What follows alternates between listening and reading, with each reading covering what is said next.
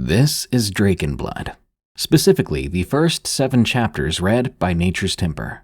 That's just under 1/3 the full novel. Drakenblud is a horror fantasy adventure novel, which began as a Bloodborne-inspired idea by me, and was written and fleshed out by a very talented ghostwriter. Drakenblud is set in a medieval fantasy kingdom called Lorne, in which a strange red rain falls suddenly.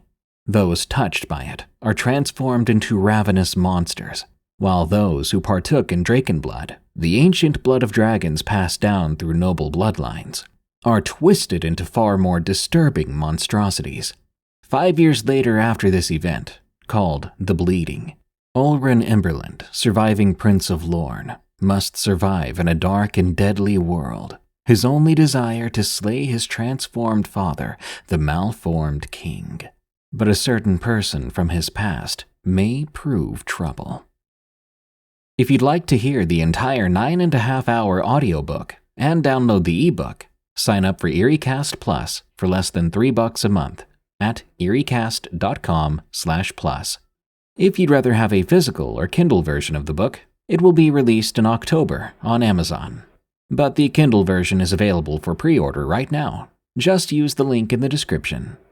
Enjoy this sample of Drakenblud. Drakenblud, The Malformed King, by Tyler Wexlan. Narrated by Scott Pye. This book is an EerieCast original novel. For more dark productions, go to eriecast.com. Prologue.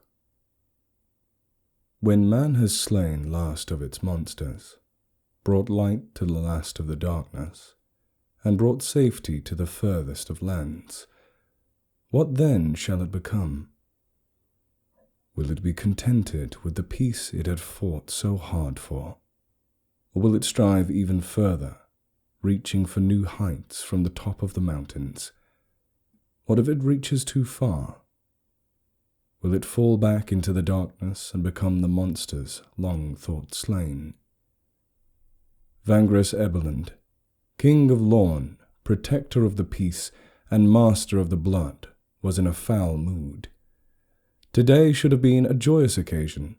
His second son, Ulrin, had just turned 15, making him a man grown. He was finally old enough to receive the gift of the blood in a ceremony that would, both physically and traditionally, legalize his royal standing. But for the first time since the founding of the kingdom, the ceremony had needed to be delayed. "I'm sure it will be resolved soon," his wife and queen, Kiana, soothed as she walked beside him. "Even if we cannot locate the originals, the maidens will send us fresh supply within the month. A short delay will do Ulrin no harm." "Bah! Who cares about Ulrin?" Vangres growled. "This is about tradition and the reputation of the royal family. People are already whispering behind our backs, spreading rumors about Gerevin. What will they think when the news gets around about this?" Kiana stepped in front of him, arms crossed. "What do you mean no one cares about Ulrin? He's your son. You love him. Would you say the same about our other children?" Their 2 youngest children, Tobias and Gabriella, stopped when their mother did and stood at her side. Their postures were straight, their hands were folded in front of them, their eyes were politely leveled. They were 2 perfectly behaved youths, a model son and daughter. "No," Vangres admitted. "You are right. I am sorry. I should not have spoken so." The queen relaxed her stance, her expression becoming one of concern. "What has gotten you so on edge? This is not like you."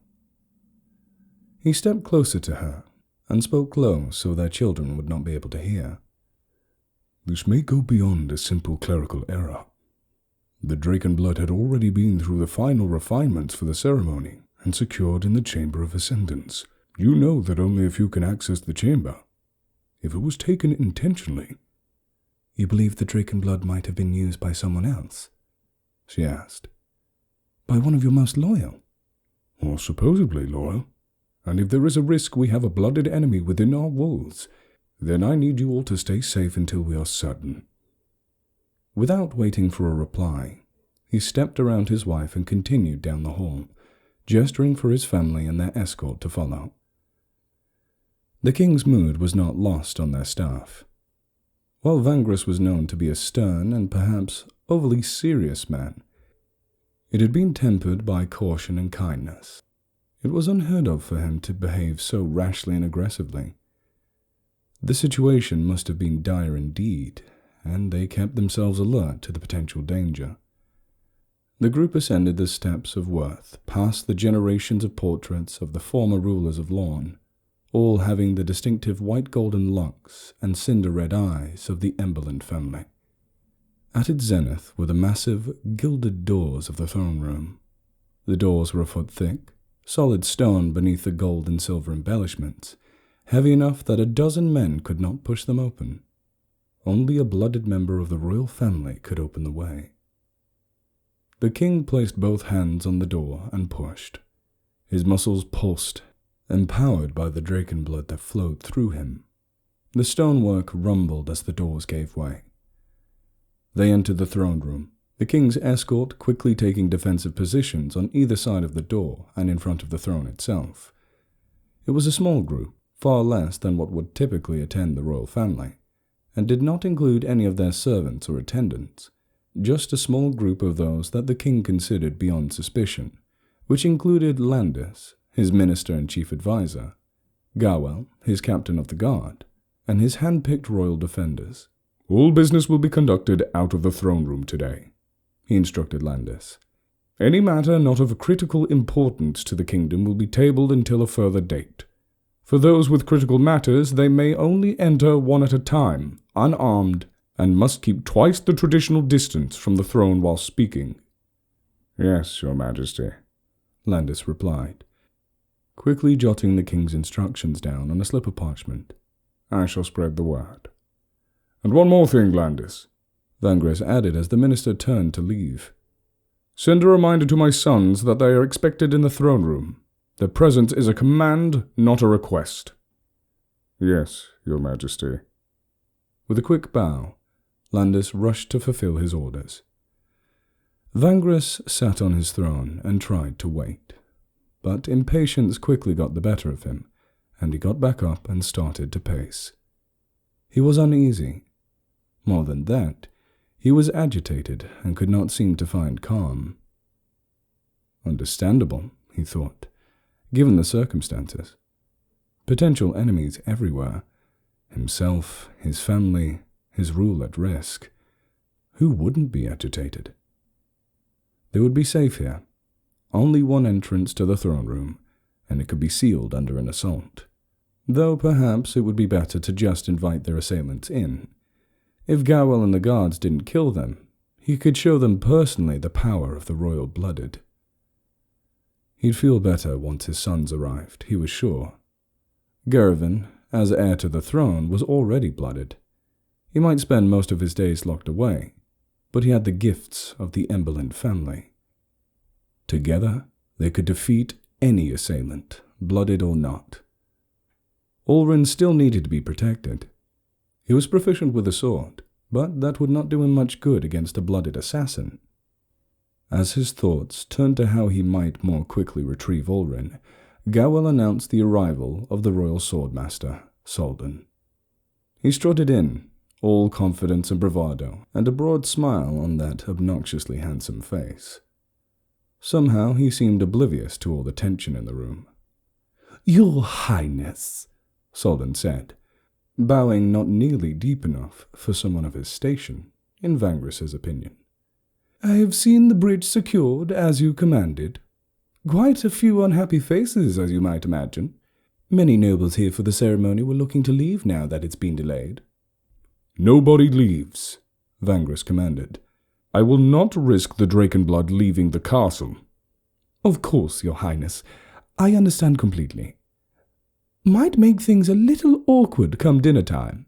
Hope there's enough wine to go around. Maybe if they're all drunk, they'll forget they're prisoners." Vangris growled under his breath. He'd always tolerated the swordmaster's eccentricities and attitudes, because he was so well respected, and because Ulrin had formed such a close bond with him. But his patience was thin today. He was ready to break that handsome face, then see if he had anything clever to say. No. Obnoxious as he was, at least he could be trusted. And trust was in short supply. The fool had been offered Drakenblud before, as fitting his station, and had refused. He said he didn't want to taint the pure skill required for his position by becoming reliant on supernormal strength.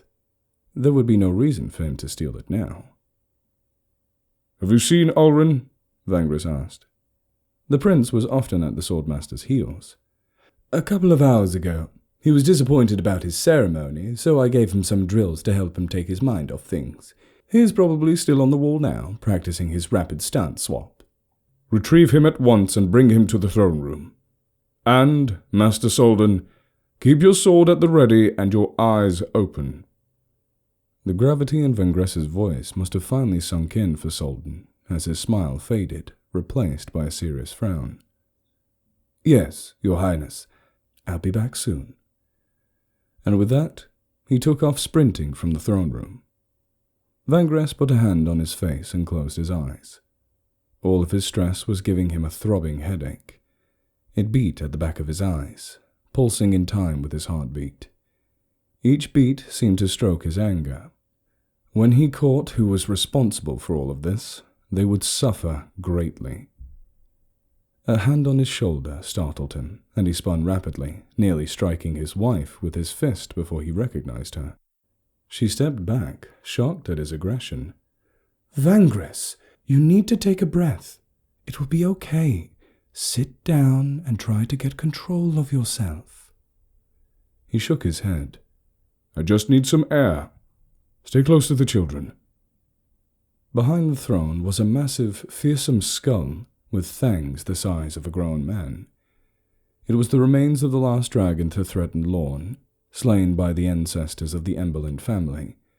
Its jaw was open and positioned as if it sought to devour the throne, while a massive spear was run through its eye socket and kept it pinned to the floor.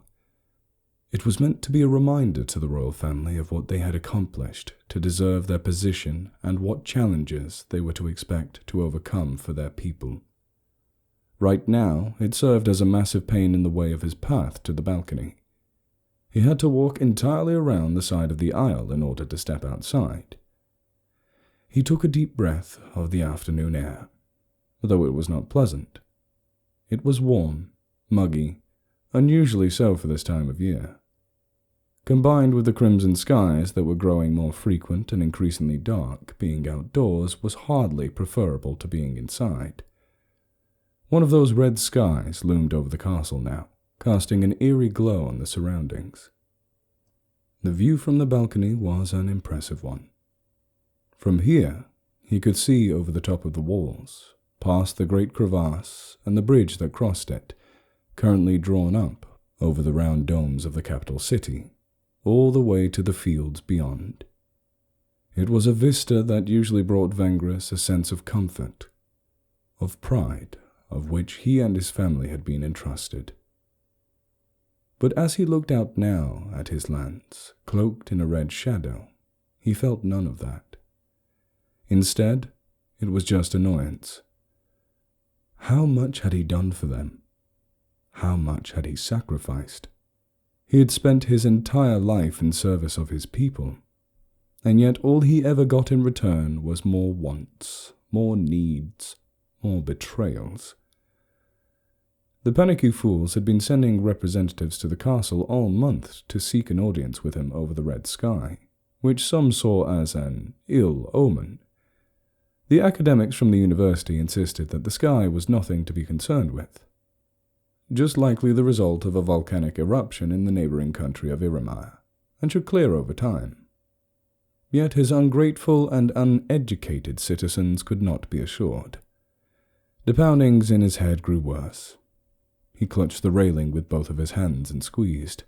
The metal bent and warped from the power of his grip. "Your Majesty," a nasal voice called from behind.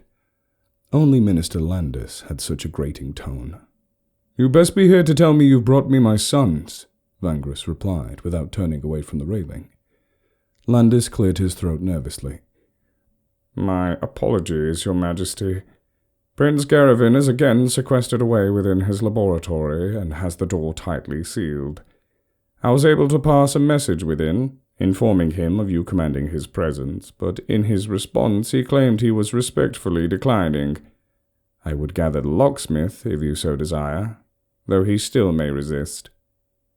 Vangris growled, and he pulled at the railing. With a piercing whine, the metal broke free, leaving him holding a twisted steel rod. He turned to face the minister, rage dominating his face. "I sent you to perform a simple task, Landis," he yelled. "Were my instructions unclear, or are you just that incompetent?" Landis sputtered. He had never been spoken to by the king this way. "No, Your Majesty, it was simply what?" Vangris took a menacing step towards the minister. "Simply not doing your job? Or perhaps there is more to it than that?" Another step. "Perhaps you feign incompetence to hide your schemes. Perhaps you've been plotting. You are one of the few who have access to the Chamber of Ascension.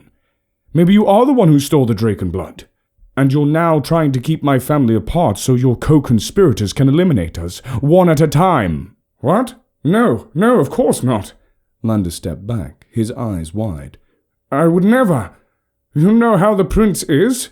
He is always in the lab. I did my best to—" His pleas were cut off by a sickening crunch as a steel bar impacted the side of his skull.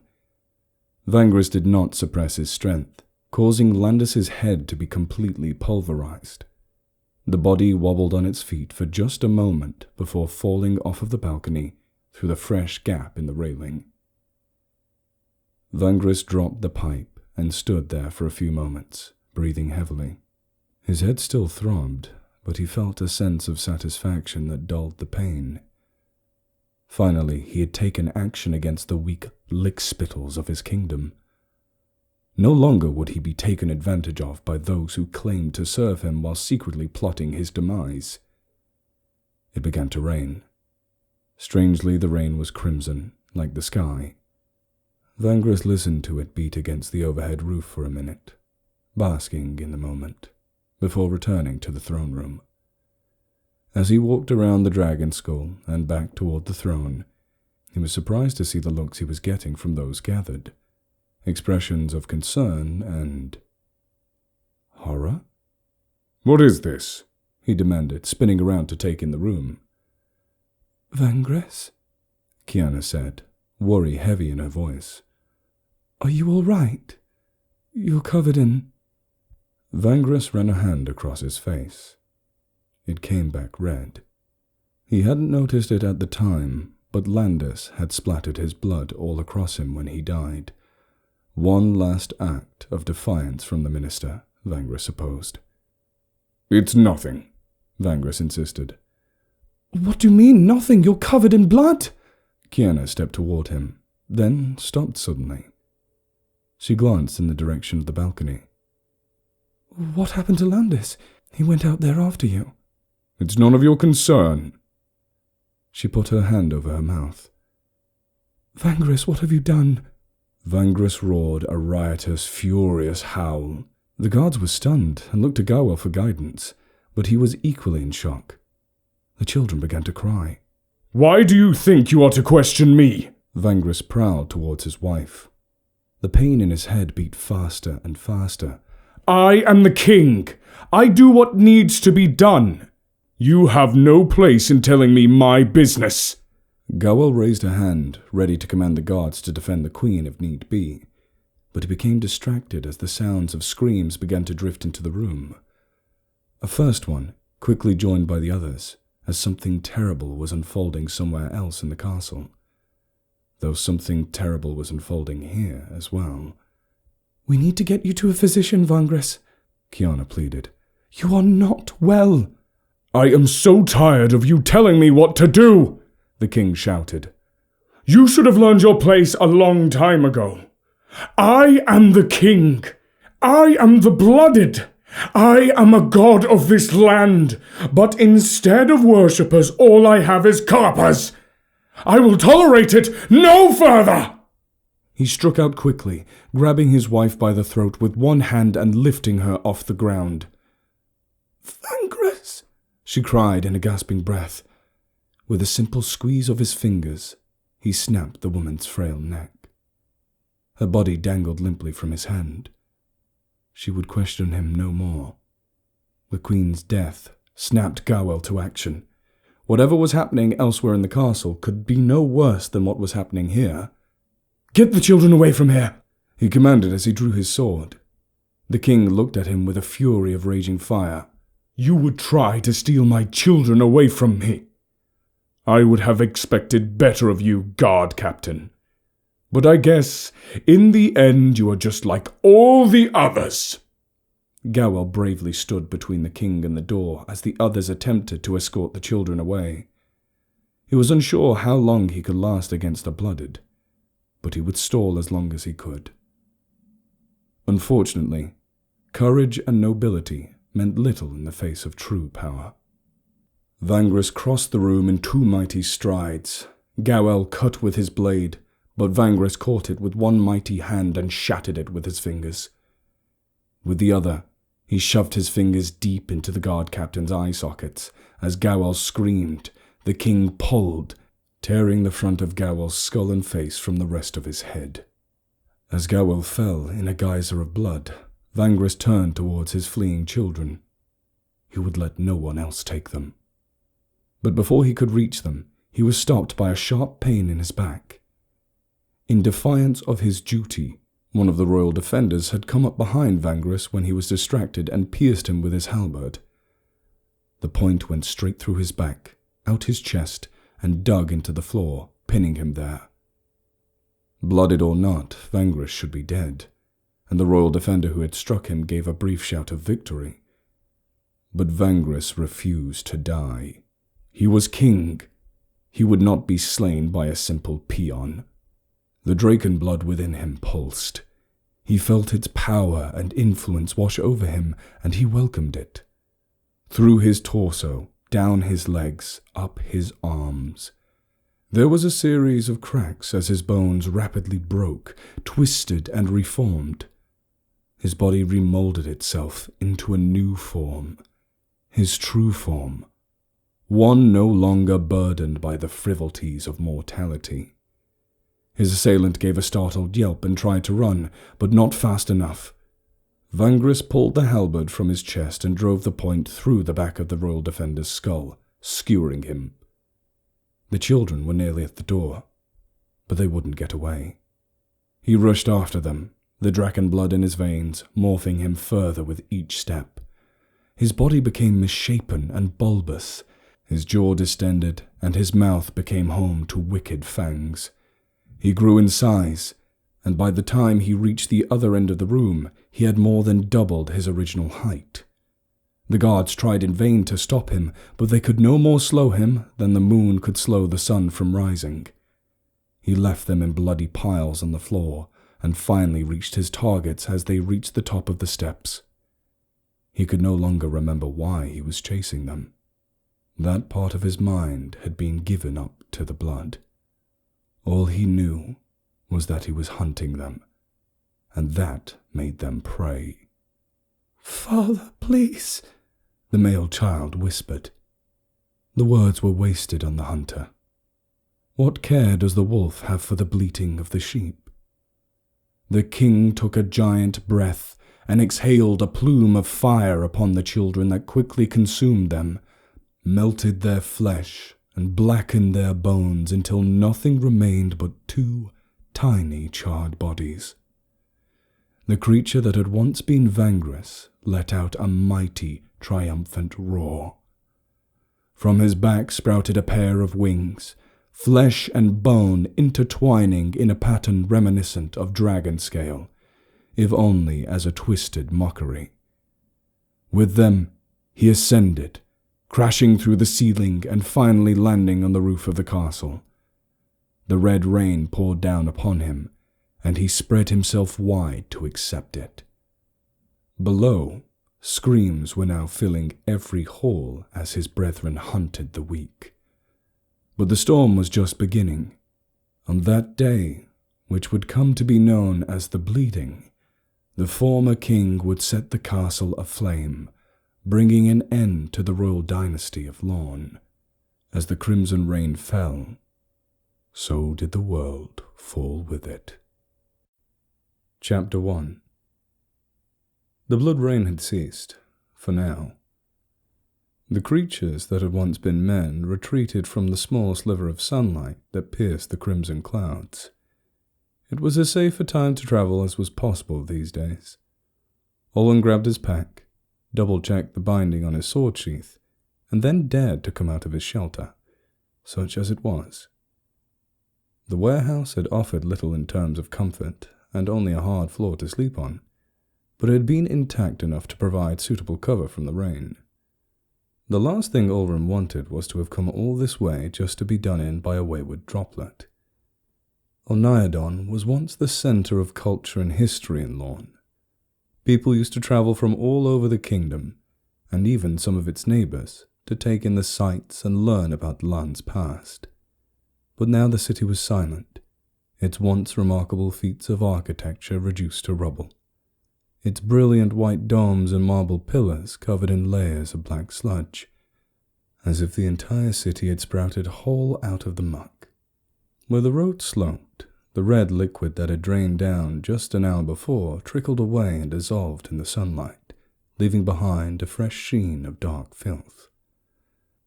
Olwen carefully took the alleys that ran adjacent to the main road, whilst keeping himself hidden from any eyes that might be on the road itself.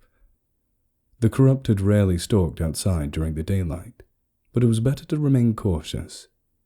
He had been nearly ambushed enough times to know that, with corrupted, every rule had its exceptions. It was way less than a mile between his shelter and his destination, but between his need for stealth and the roundabout path he took, the trip took him more than an hour. He was sweating heavily by the time he arrived, and needed to find a spot in the shade to catch his breath and drink water. The air always grew hot and humid around the rains, even in the dead of winter, and the thick layers Olwen wore made him even warmer. He couldn't risk travelling any lighter, though. His padded gambeson offered him a degree of protection from blades and claws. The grey cloak covered vulnerable skin from stray crimson droplets, and the thick gloves and boots were essential for wading through the filth. Not that those justifications made it any easier when he was sweating like a turkey before feast day.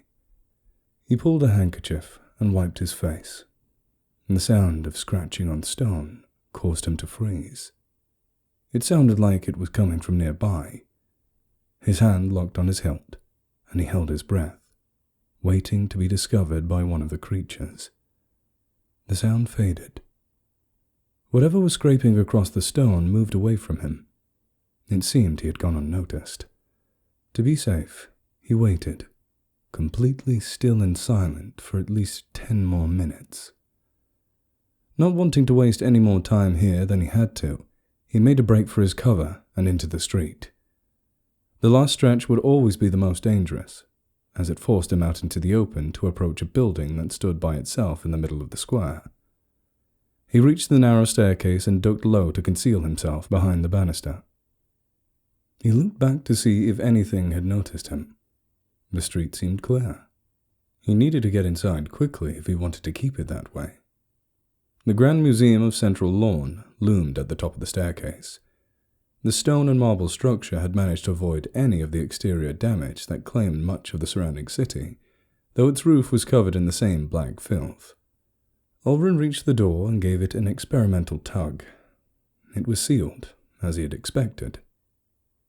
Keeping himself low, he brought out his lockpicks from the inner pocket of his coat.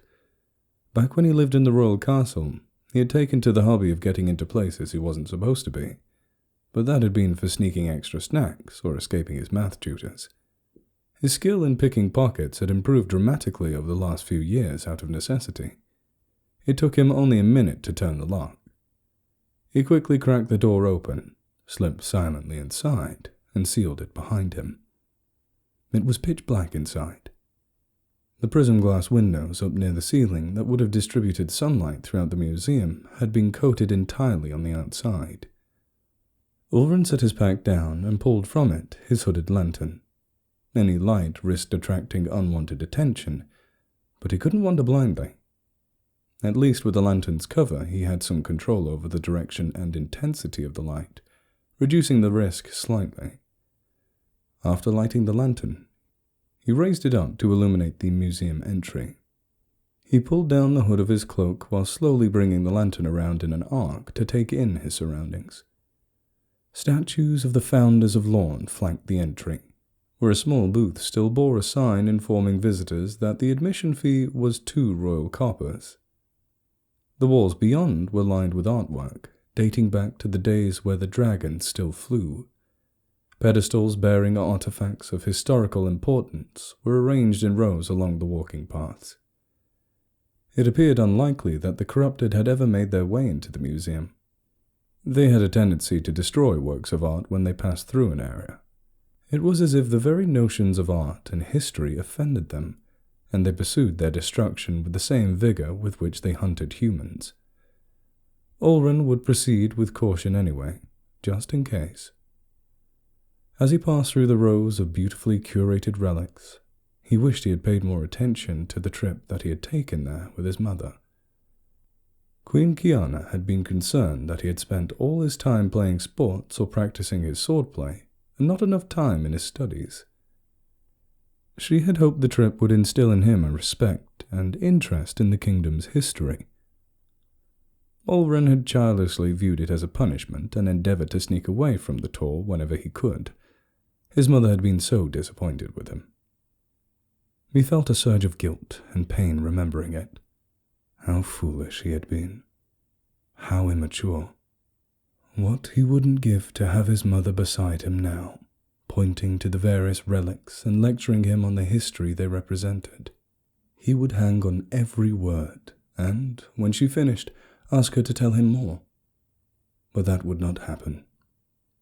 Fortunately, he was able to locate a sign that could point him where he needed to go, despite his lack of knowledge of the museum's layout. The Dragon's Lair exhibit was on another level, accessible from a staircase in the center of the museum.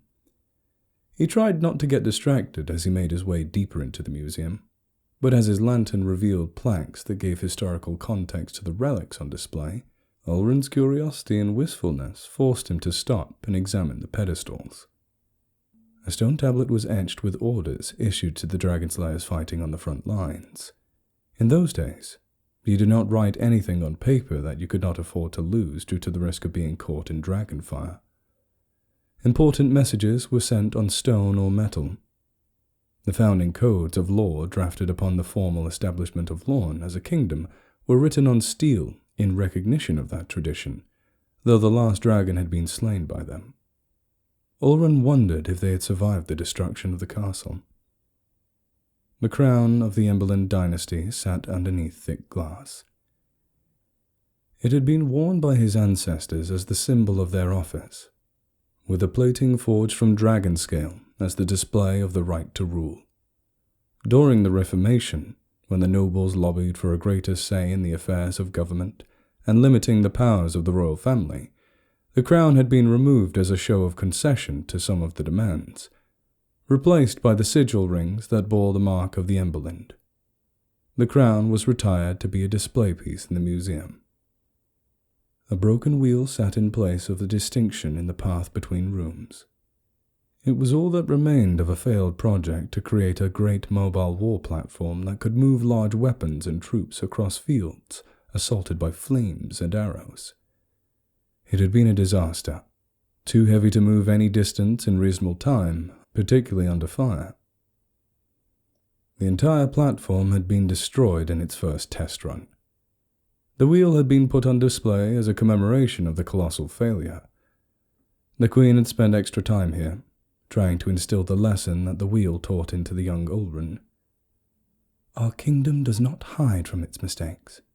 We learn from them, grow from them, and move on as a stronger and wiser people. That is why we show no shame about our missteps. We display them proudly as it shows how far we have come."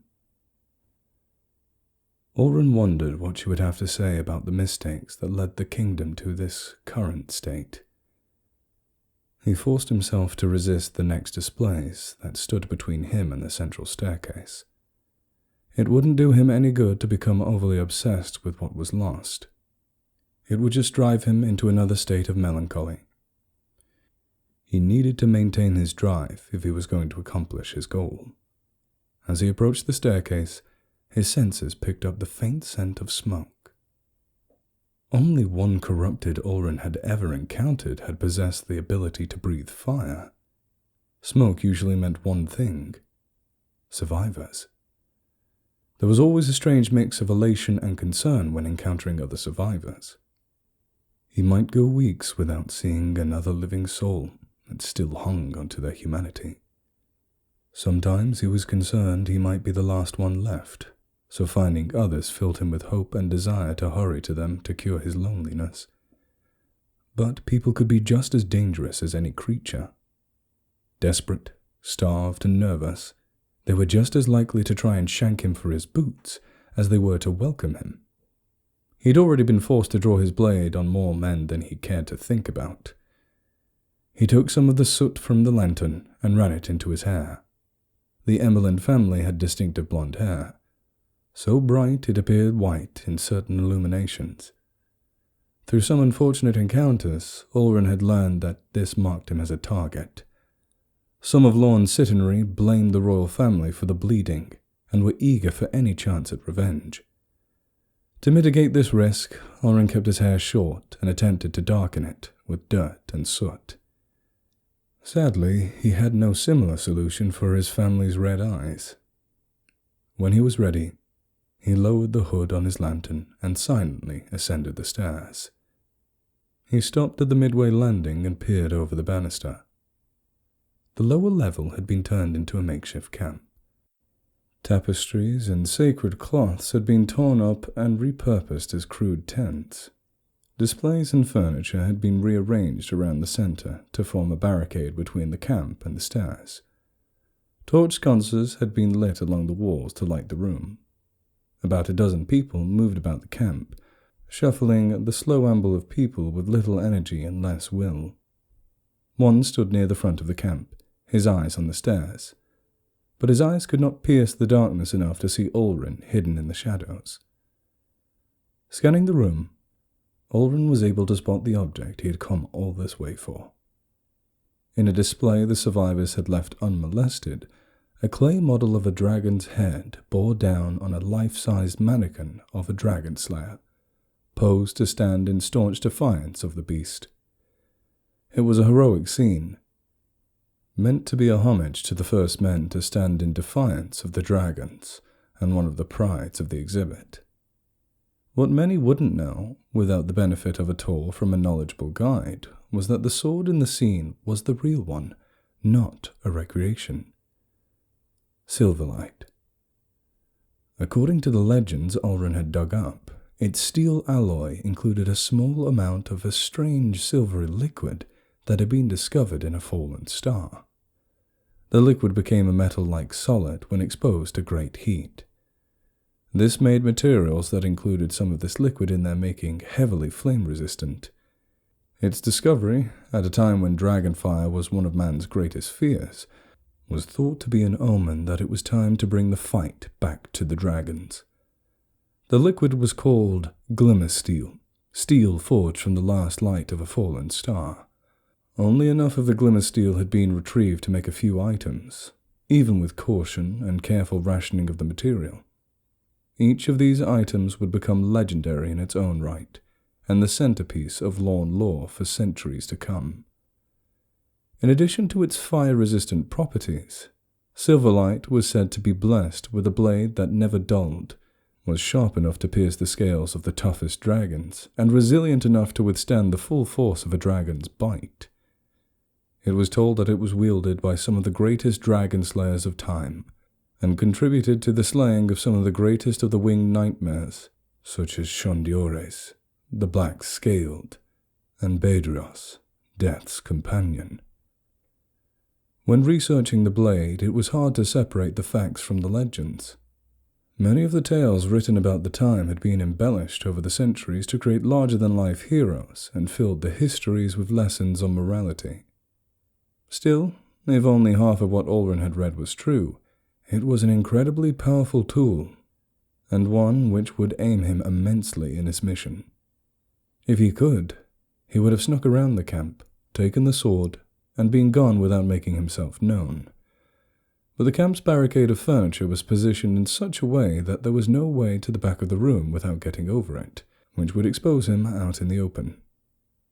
The best he could do now was to try to be diplomatic and hope he could get them to let him take the sword without any issues.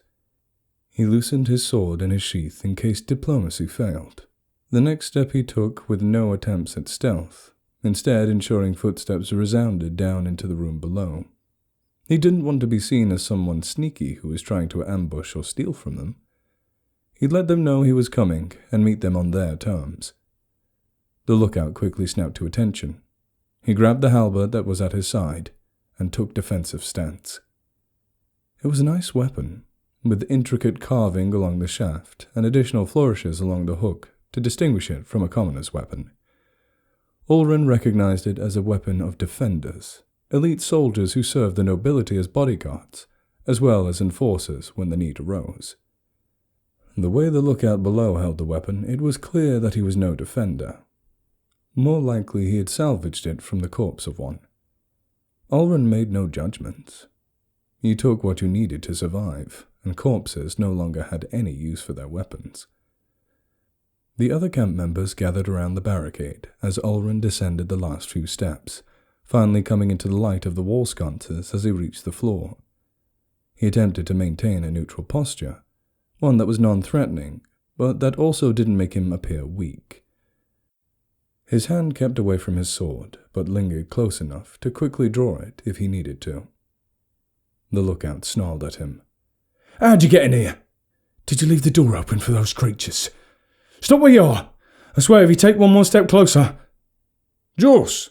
An older man, nearly bald except for a dusting of grey hair and a face lined from a hard life, barked at the lookout. "That's enough. We have enough problems as it is without you picking a fight with the first stranger we've seen in months." The one called Jos grumbled something, but he stood down. He kept the halberd in his hand, however, ready to be levelled at Olren again at one wrong move. "I apologize, friend, for your rude welcome," the older man said. "It's been quite a few sleepless nights lately, and everyone's on edge." "That's the story everywhere these days," Olren replied. "Everywhere there are people left to tell stories, anyway. No offense taken." The older man nodded. He was seemingly the leader of the group, based on how the others deferred to him.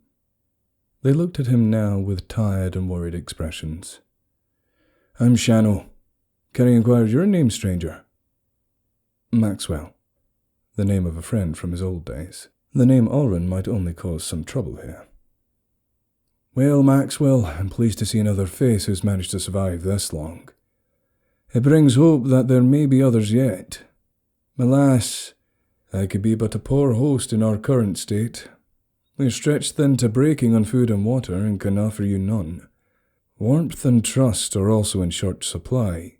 If you need a place to rest from your travels, you may stay on the main level as long as you need, but I urge you to be on your way as soon as possible." Brusque, to the point, but polite. Just a hint of threat behind the words. Effective for dealing with someone who might be feeling desperate and stupid, these survivors had chosen their leader well. "I understand your situation. I'm not here to cause trouble or take from your limited supplies. There's a sword in that display behind you. I have traveled a long way to retrieve it. This should be of no inconvenience to you. Allow me to take the sword, and I'll be on my way."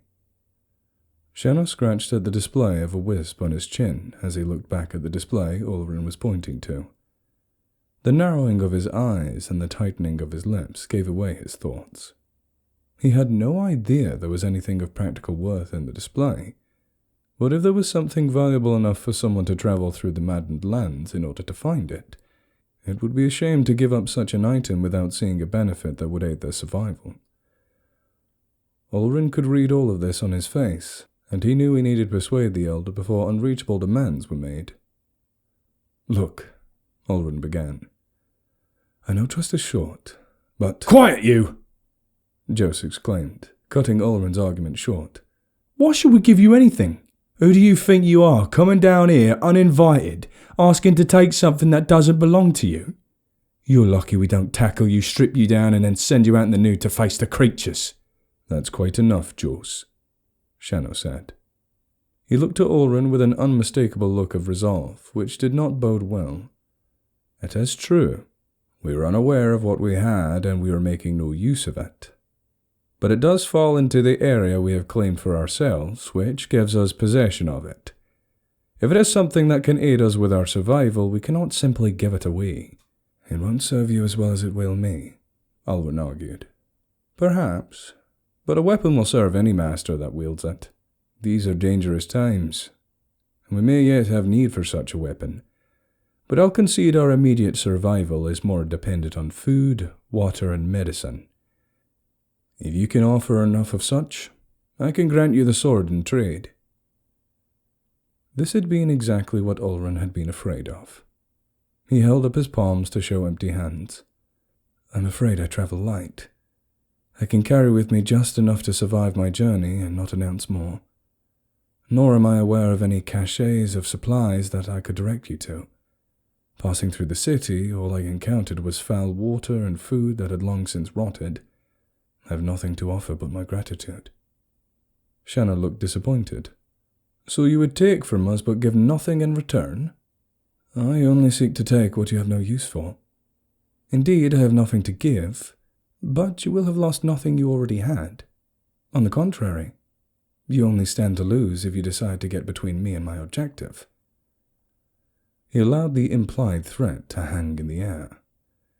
The elder furrowed his brow thoughtfully, taking in the stranger, his attire, his weapon, their odds, and the risk. He was a thoughtful fellow.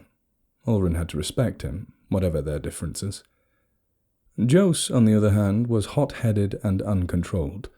"Fuck you! You're not taking anything but a spear to the gut!" The younger man rushed at Ulrin despite a plea from the elder. His halberd was levelled to ram the tip through Ulrin's stomach. In one motion, Ulrin took one step forward, put himself in basic sword-fighting form, and drew his blade. It was an unimpressive thing, particularly when compared to the defender halberd coming at him. The gilded blade his father had commissioned just for him had shattered years ago. This sword had been taken from the corpse of a common soldier and been worn and chipped from being wielded against the corrupted. In terms of weapons, he was outmatched. In terms of skill, the difference was even greater. Jose's reckless charge left him completely open, with the additional reach of the polearm provided.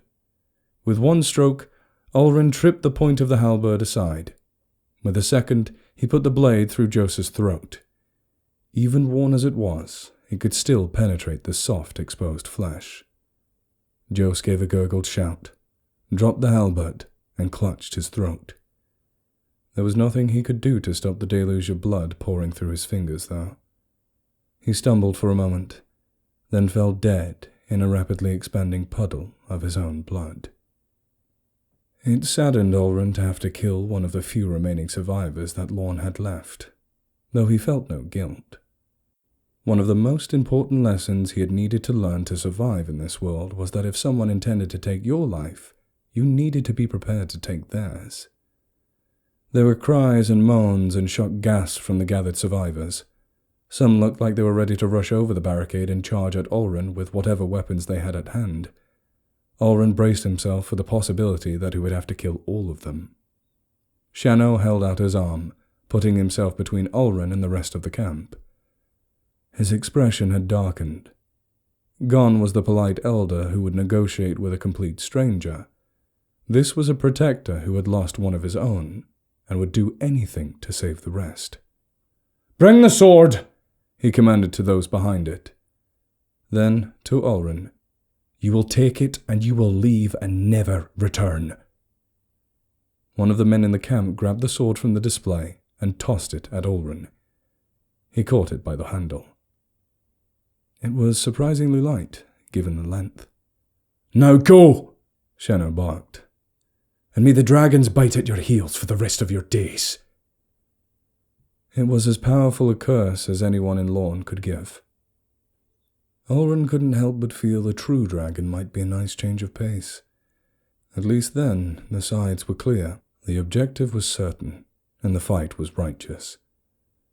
With what he was doing now, none of those things were certain.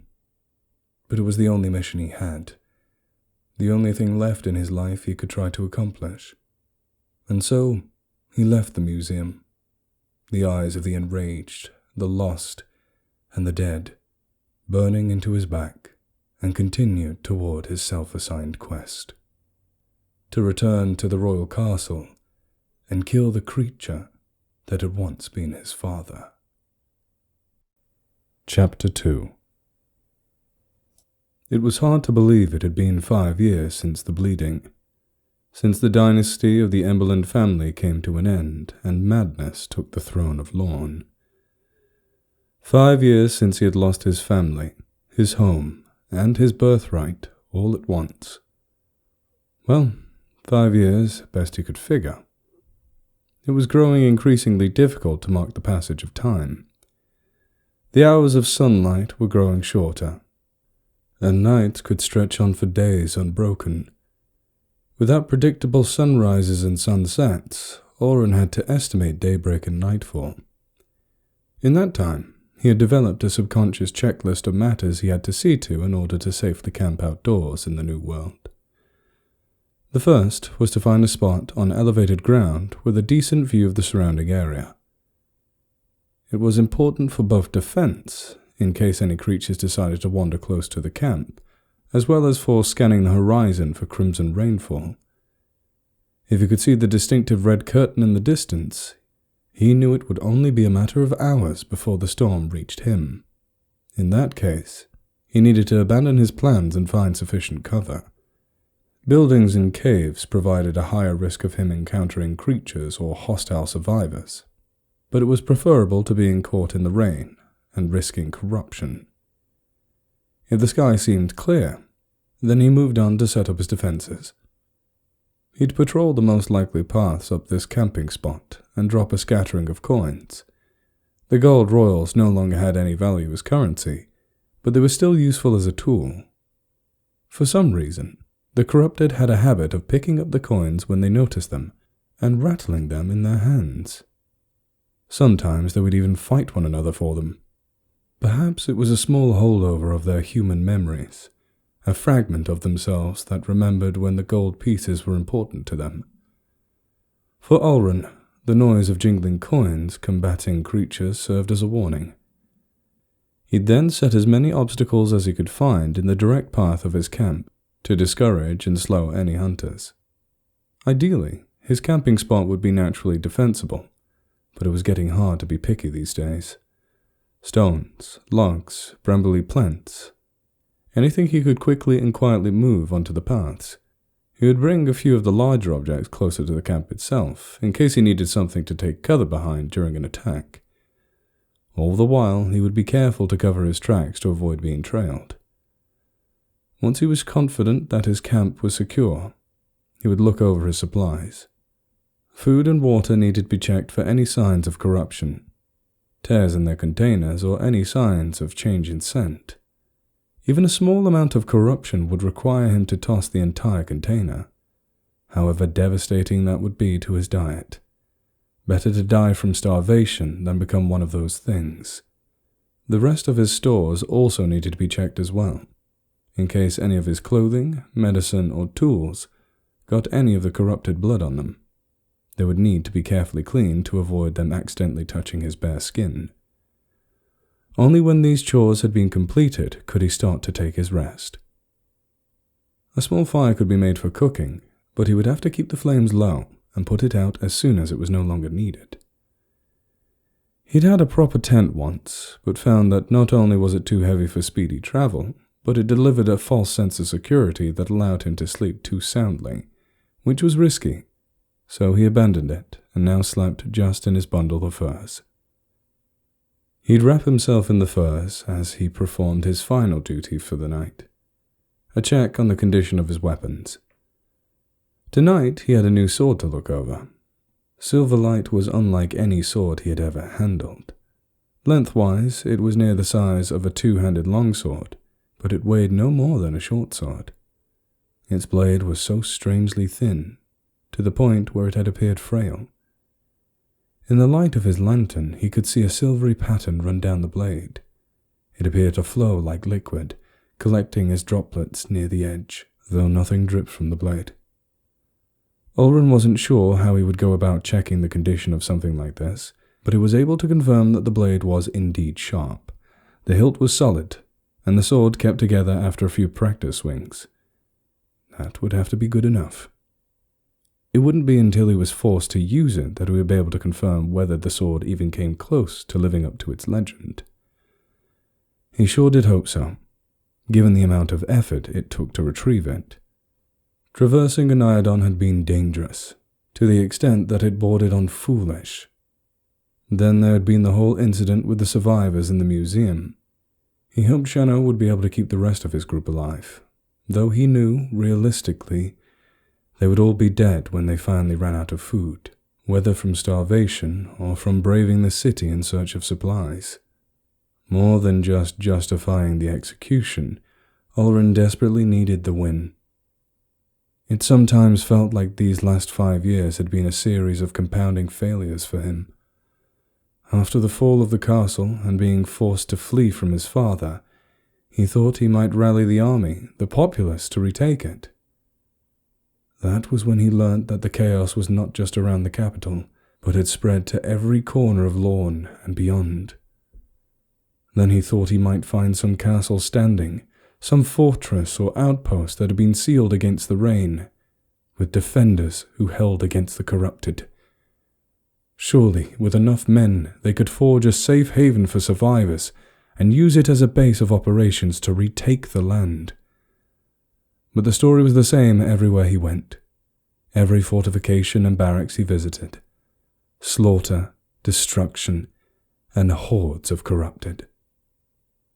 It was only after he had given up completely on the hope of somehow saving Lorne that he began to pursue a more attainable goal: slaying his father.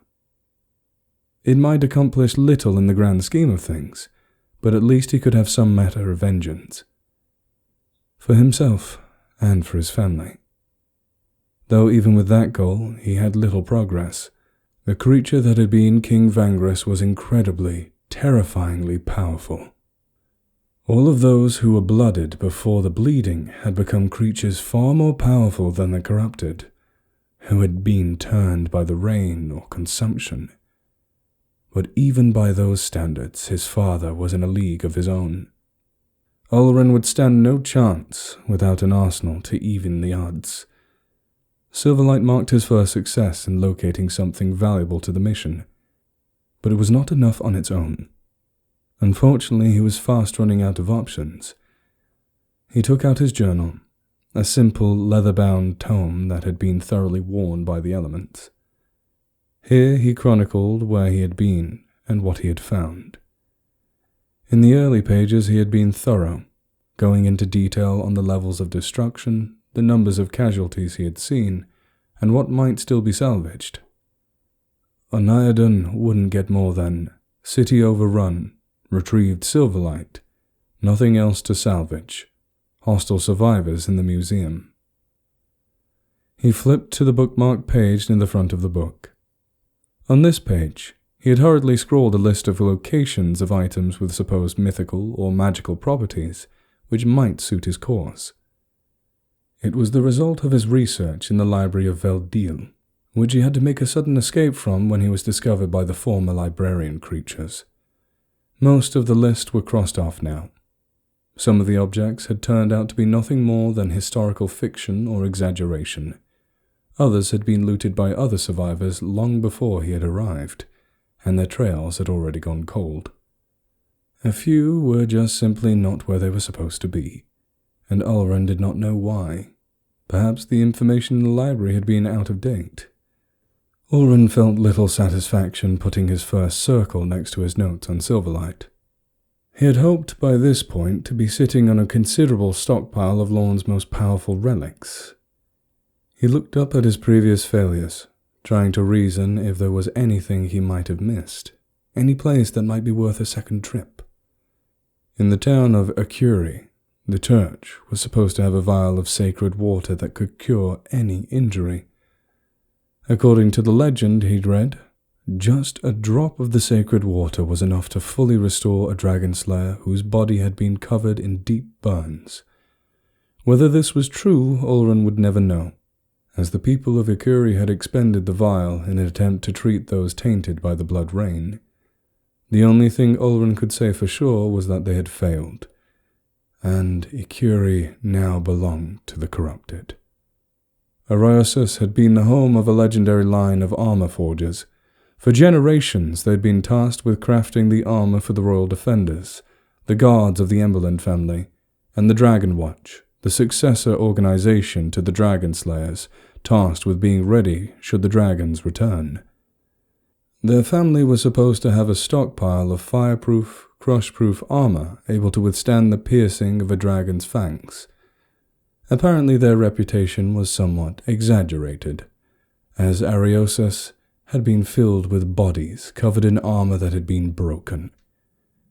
The fortress at Aerence had been tasked with watching the border with the neighboring country of Iramar. To aid in this, they were given a mystical-looking glass capable of not only seeing across great distances, but also revealing the hidden and obscured.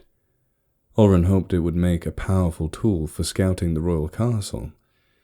Instead, he learnt that the garrison, or those of them that had survived the bleeding, had taken the looking glass with them when they fled over the border, seeking safety in the lands beyond.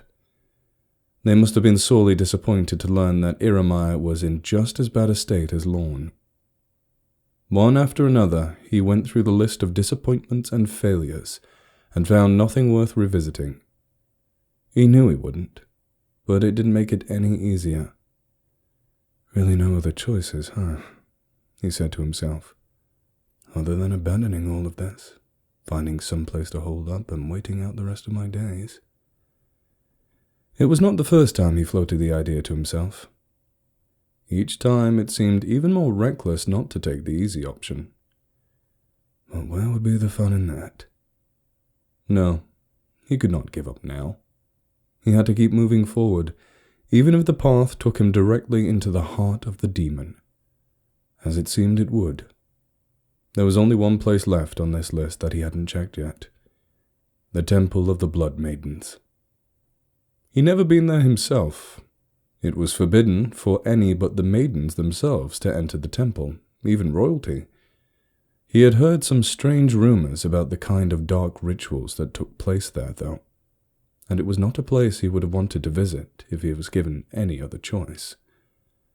But it wasn't the temple itself that he was afraid of. It was the approach to it. The temple was deep within the Aspia Stretch, a territory Ulrun knew was swarming with the corrupted. To make matters worse, the temple itself was located on an islet in the middle of the Lucent Run, a fast-flowing river filled with sudden drops and rapids that made crossing by boat impossible. The only way onto the islet was via the Maiden's Path, a footbridge that ran high over the river.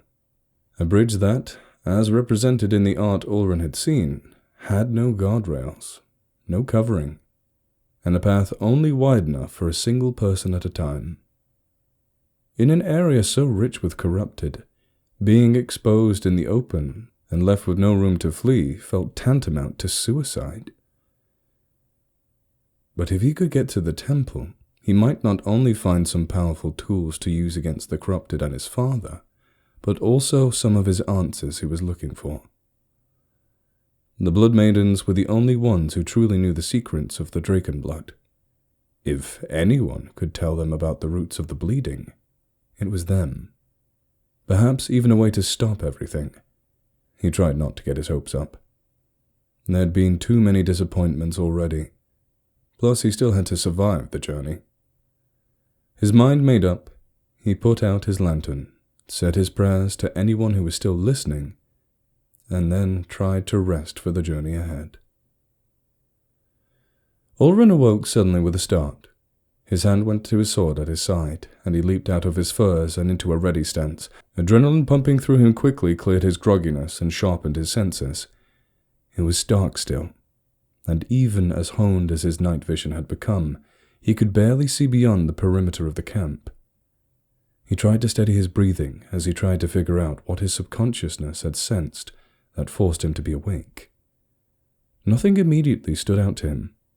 The camp was empty. The wind was still, and the surroundings were silent. Just as he was beginning to think it must have been the passing of some wild animal, he began to hear it.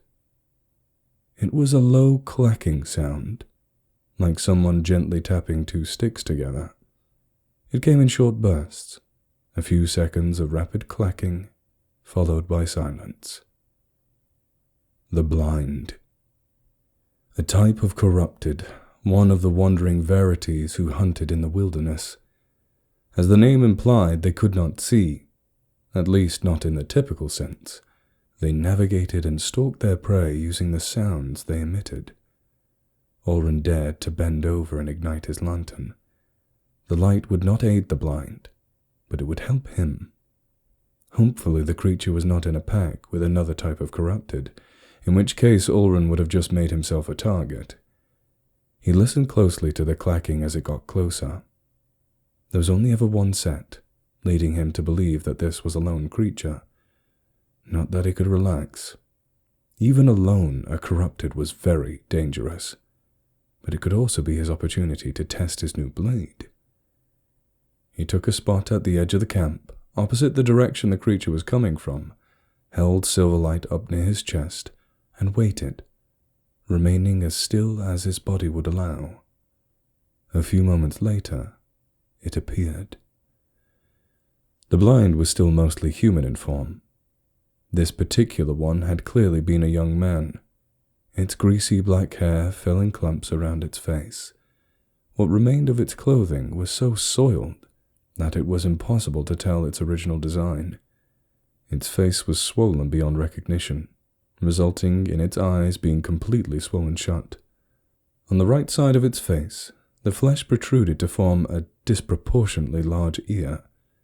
At the end of its hands, its fingers twisted into long, brutally sharp claws. It stepped into the camp and opened its mouth, giving off another short burst of its strange clacking sound. Ulrin remained completely still, not even daring to breathe. The creature slowly crept further into the camp, bobbing its head about to listen for movement. Still holding his breath, Ulrin began to creep forward towards it. He was careful to remain on the opposite side of its ear. If it heard him, it would rush him with inhuman speed and try to slash him open with its claws. Without his gambeson on, his flesh would tear quite easily. He got within a single pace of the sword's reach when the blind suddenly turned towards him and let out a shriek. With a curse, Ulrin quickly lunged and slashed out with his blade. Silverlight cut through the blind as easily as it could cut through the air. The corrupted had skin as tough as leather, sometimes as hard to pierce as the strongest plate armor. Ulrin had broken a number of blades and cudgels in his battles with them. He was so surprised that his strike didn't meet any noticeable resistance that he overextended himself and nearly went tumbling down directly atop the creature. He was able to right himself just in time to avoid being splattered by the spray of blood from the gaping wound across the blind's chest. Ulrin retreated backwards, and the creature lashed out, letting out a roar of pain and rage, but already it was weakening, slowing. It stumbled forward, toward him, but did not have the strength to keep up. With one last cry, it fell, its sickly blood pouring into the dirt. He waited a minute to see if the noise had attracted other creatures. When things remained silent, he finally allowed himself to take a deep breath of relief. Silverlight gleamed in the glow of the lantern. It was clean, with no sign of the dark blood that should have been covering it. It was as if the silver river that ran through it washed away the corruption. Ulrin was amazed at its effectiveness. It seemed that not all legends were exaggerations. He felt a surge of pride for having finally recovered something so powerful. Maybe his mission had a chance after all. But first, he had to cross the river. He no longer felt the camp was safe. Not that he would likely be able to get back to sleep after this encounter. Might as well get an early start on the next leg of his journey. Within minutes, his camp, such as it was packed, and Olren was off to the Temple of the Blood Maidens. Chapter 3. A bit of good fortune finally came to Olren as he reached the region of the Aspia Stretch. An entire day of true daylight without a red cloud in sight. He decided to make the most of it, choosing to brave a path that took him directly through the heart of the valley, rather than the safer route around the outskirts. It saved him days of potential travel time, and he was able to reach the edge of the river as night fell. Unfortunately, his good luck ended there. He had hoped to await until the next daylight to approach and cross the bridge, but for the next 3 days there wasn't a single ray of sunshine. Every day he delayed, he risked an encounter of the corrupted. The roar of the river provided him with some cover from the hunters, but it also made it hard for him to hear any of the creatures approaching. He'd already had a few close calls and had lost a good portion of his supplies when he had to make a sudden escape from his camp due to a group of crawlers stumbling upon it while he was making his preparations. Now he was low on food, operating on nearly no sleep, and one misstep from running into a horde of the bastards. He couldn't hold out any longer. He'd have to risk the bridge in the darkness. Hopefully it was clear on the islet, and the temple had stocks that he could use to replenish his supplies. It was only a short walk downriver from his latest camp to the foot of the Maiden's Path. The bridge was every bit as terrifying as the artwork made it out to be. A set of narrow steps led up the walkway, which was elevated 20 feet over the surging river. Deep cracks ran through the stonework, and the whole thing looked like it could collapse at any moment. The far end of the bridge was outside the range of his lantern, but he estimated it was 500 feet to the islet. He'd be completely exposed whilst up there, and given the state of the bridge, how narrow the walkway was, and the lack of railings, he would have to go slow and carefully. It was a lot of time for something to go wrong. But if he lingered too long, it was a guarantee that some creature would be drawn to his lantern light. He took a deep breath, steeled his courage, and ascended the steps to the walkway. The walkway seemed clear, and the only sound he could hear was the sound of the roaring river below. Despite that, some part of his survival instinct was tingling at the back of his head. He drew Silverlight in one hand and held the lantern out with the other as he took his first steps onto the path. Years of crimson rain had left a slippery layer of black sludge across the walkway. With each step, he had to be careful with his footing to avoid sliding right off the bridge. The wind picked up and he had to brace himself to keep his footing. I should have done more of Master Soldan's footwork exercises.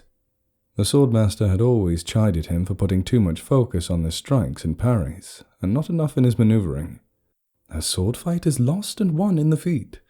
A casual observer's eyes may be drawn to the clash of blades, but a master's gaze watches the steps.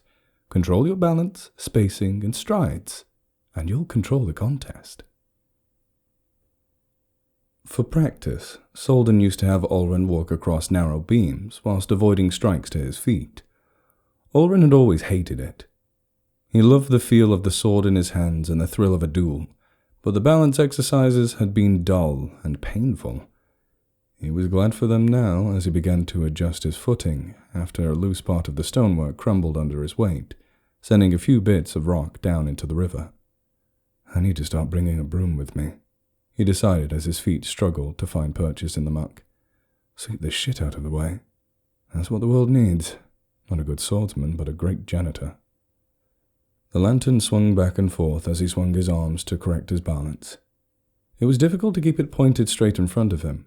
Maybe if he sheathed the sword, but something told him he needed to have it ready, He reached the halfway point, the lantern light finally catching the end of the bridge and the edge of the islet. There was nothing between him and the end, and he began to hope that his feelings of danger had been the product of nerves. Then he heard the scratches. It was faint, barely audible over the rush of the river, but that sound of claw digging into stone was one that he was highly attuned to.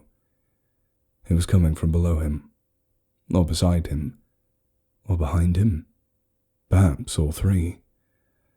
He attempted to quicken his pace. If he got to the islet, at least he would have solid ground to fight on. The scratching sounds followed him. It was clear now that he was dealing with more than one creature, though he had no idea how many. The unseen creatures could be heard underneath the bridge, scrambling along its sides. They were stalking him, waiting for their moment to strike. Almost to the end, hearing himself surrounded on all sides, Olren pushed for the last bit of speed to reach the descending stairs. As he did, his back foot slid, causing him to stumble and nearly lose his grip on the lantern. This was the moment the hunters had been waiting for. In one bound, a crawler leaped from the side of the bridge and directly in front of Olren, its claws already outstretched for a strike. Olren was barely able to step back in time to avoid being split open. The crawler's body had been twisted to resemble that of a fleshy spider. It had become hunched and bulbous. Bony protrusions jutted out from the torso to form extra limbs. Each of these limbs ended in a hooked claw that it could use to dig into surfaces, to cling to sheer walls, or to tear apart its prey. It gave a hissing cry as it swung another of its claws at Olren. He raised Silverlight with the intention to parry the claw, which he knew would be as tough as the finest steel. But as the claw made contact with the blade, Silverlight effortlessly sank into the bone, resulting in the claw being severed from the creature's limb. It shrieked and flailed its wounded limb in the air. Olren used the opportunity to plunge the Silverlight into its head, splitting its skull neatly in two. The body wobbled and then fell from the bridge. Olren didn't have time to celebrate his victory. From behind him, he heard another of the creatures crawl onto the walkway. More scratching sounds, others climbing up from the sides. No way to fight them all here. He rushed forward toward the end of the bridge, just in time to feel a claw scrape against his back. The gambeson protected him from the worst of the blow, though he felt the sting as his skin was scratched. The creature crawled after him. Olren could hear it, close on his heels. Its claws dug into the stone, ensuring it did not have the same trouble with balancing on the muck as Olren did. He could not afford to slow, taking the path at a full sprint and hoping his feet would find the balance for him. Only a quarter of the bridge's length remained when he felt a sharp pain in his leg that caused him to stumble. One of the creatures had reached up from the side of the bridge and sunk a claw into Olren's lower leg just below the knee. The shock and pain forced Olren to stumble, and in that moment, he was grabbed from behind by the creature chasing him. It wrapped the twisted remnants of its human fingers around the back of Olren's cloak and tugged, pulling him backwards. Olren ducked just in time to avoid being lobotomized by a cleave of the crawler's claw. He tried to turn to face his assailant, but it still had a firm grip on his cloak, and he ended up getting tangled up in it, pinning his sword arm to his side. The creature pulled him closer, and, left with no other options, Olren smashed his lantern onto it. The lantern shattered, spreading fire and oil across the creature's face. It shrieked and released Olren to pour at its burning face. Freed, Olren turned only to find himself facing the crawler that had cut his leg. His blood still dripped from its claw. It lunged at him, every one of its bony hooks stretched out for an attack. Now more familiar with Silverlight's capability, Olren chose to meet each slash with his own. One strike after another, he severed the creature's limbs off the abominable body. It cried in pain but was quickly silenced forever. But not by Olren. The creatures had little regard for one another when the hunt was on, and another crawler could not wait for its wounded brethren to get out of its way to get to Olren, so it crawled straight over it. Its claws dug into its fellow's torso and face, killing it, as it took its place, assailing Olren. Olren took a step back, trying to get the room to properly swing his sword, and his foot slid in the muck. His wounded leg buckled and prevented him from catching his balance. He fell hard on his back, the wind getting knocked from his lungs as he collapsed, followed by the sound of disturbing crack as the back of his head made contact with stone. His vision was filled with a blinding white light, which faded suddenly to be replaced with a swirling black void. He blinked and gritted his teeth, trying to force his vision to clear. It did, just in time for him to see the shape of the crawler he had set ablaze. Its hair was still smouldering, its face twisted with rage. Its claw came down at him, and he could not twist away in time. There was a slash of unbearable pain as the hook dug itself into his shoulder. It went straight through the back and into the bridge, skewering him to it. He screamed in agony, but it was drowned out by the crawler's deafening hiss of victory. It leaned in to finish Ulrin with its fangs. Ulrin twisted and bent his arm, despite the pain, to angle Silverlight up at it. The blade pierced easily into the creature's eye, and with a jerk forward, he was able to plunge it deeper into its brain. He twisted his head away from it, praying that his hood would protect his skin from the gushing ichor. With a roar of effort and pain, Ulrin pushed the creature's body off of him, pulling its claw from the stone and his shoulder. He pushed it in front of himself as he got back to his feet, practically throwing it at the next crawler in front of him. The crawler callously tossed the body out of its way and over the side of the bridge, but Ulrin used that moment to his advantage, diving forward with Silverlight and slicing down in a crescent arc. He removed the creature's head and used the momentum of the strike to push the body off the path out of his way. More scratching behind him, to the sides of him, though more of them, much more. But he was almost across. He limped towards the end with all the speed his wounded leg would allow him. Blood seeped out of the wounded shoulder despite his attempts to clutch it with his free hand. The head injury was making him dizzy, and he felt like he was going to vomit, but he forced it down. There would be time for that later if he survived. With the lantern and its flame gone, he was left in the darkness, but he could just barely make out the edge of the bridge and the start of the staircase. The sounds of his pursuers kept him from hearing the clacking ahead, nor was he able to see the blind that had been drawn by the sounds of battle until it was inches in front of him. He tried to raise his blade, but the dizziness and the wounded shoulder slowed him. The blind grabbed him by both of his arms and held him tightly. Its clawed fingers dug deep into his flesh, sending fresh waves of pain throughout him. His body reflexively opened its palms. Silverlight fell from his hand, clattered briefly on the stone, and then dropped into the river below. Behind him, the crawlers blocked off any retreat. "So this is how I die," Ulrin grunted through the pain. "Just when I thought I was finally getting somewhere. Fate sure is a bitch."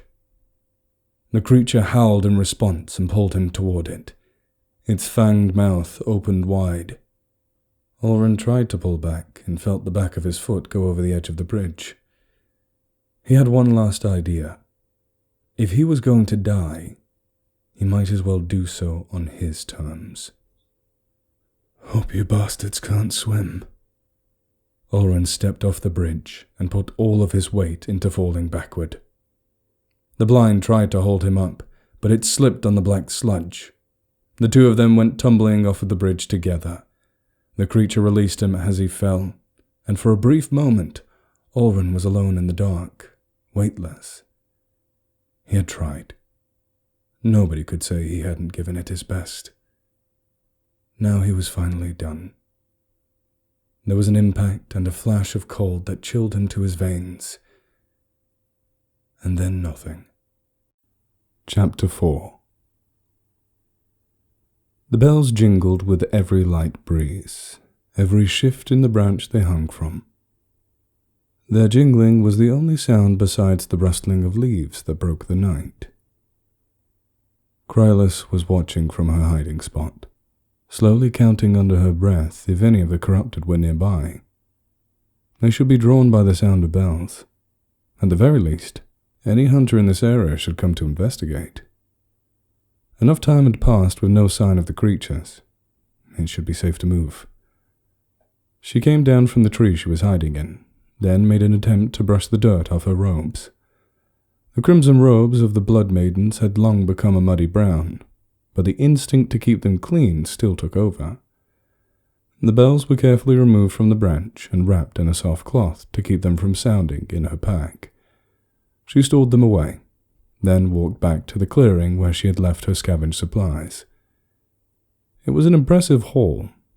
She had travelled up the Lucent Run and made use of the unexpected daylight to gather in a small farming town that had been left relatively untouched by other scavengers. Her rucksack was filled to the brim and was supplemented by 3 further satchels.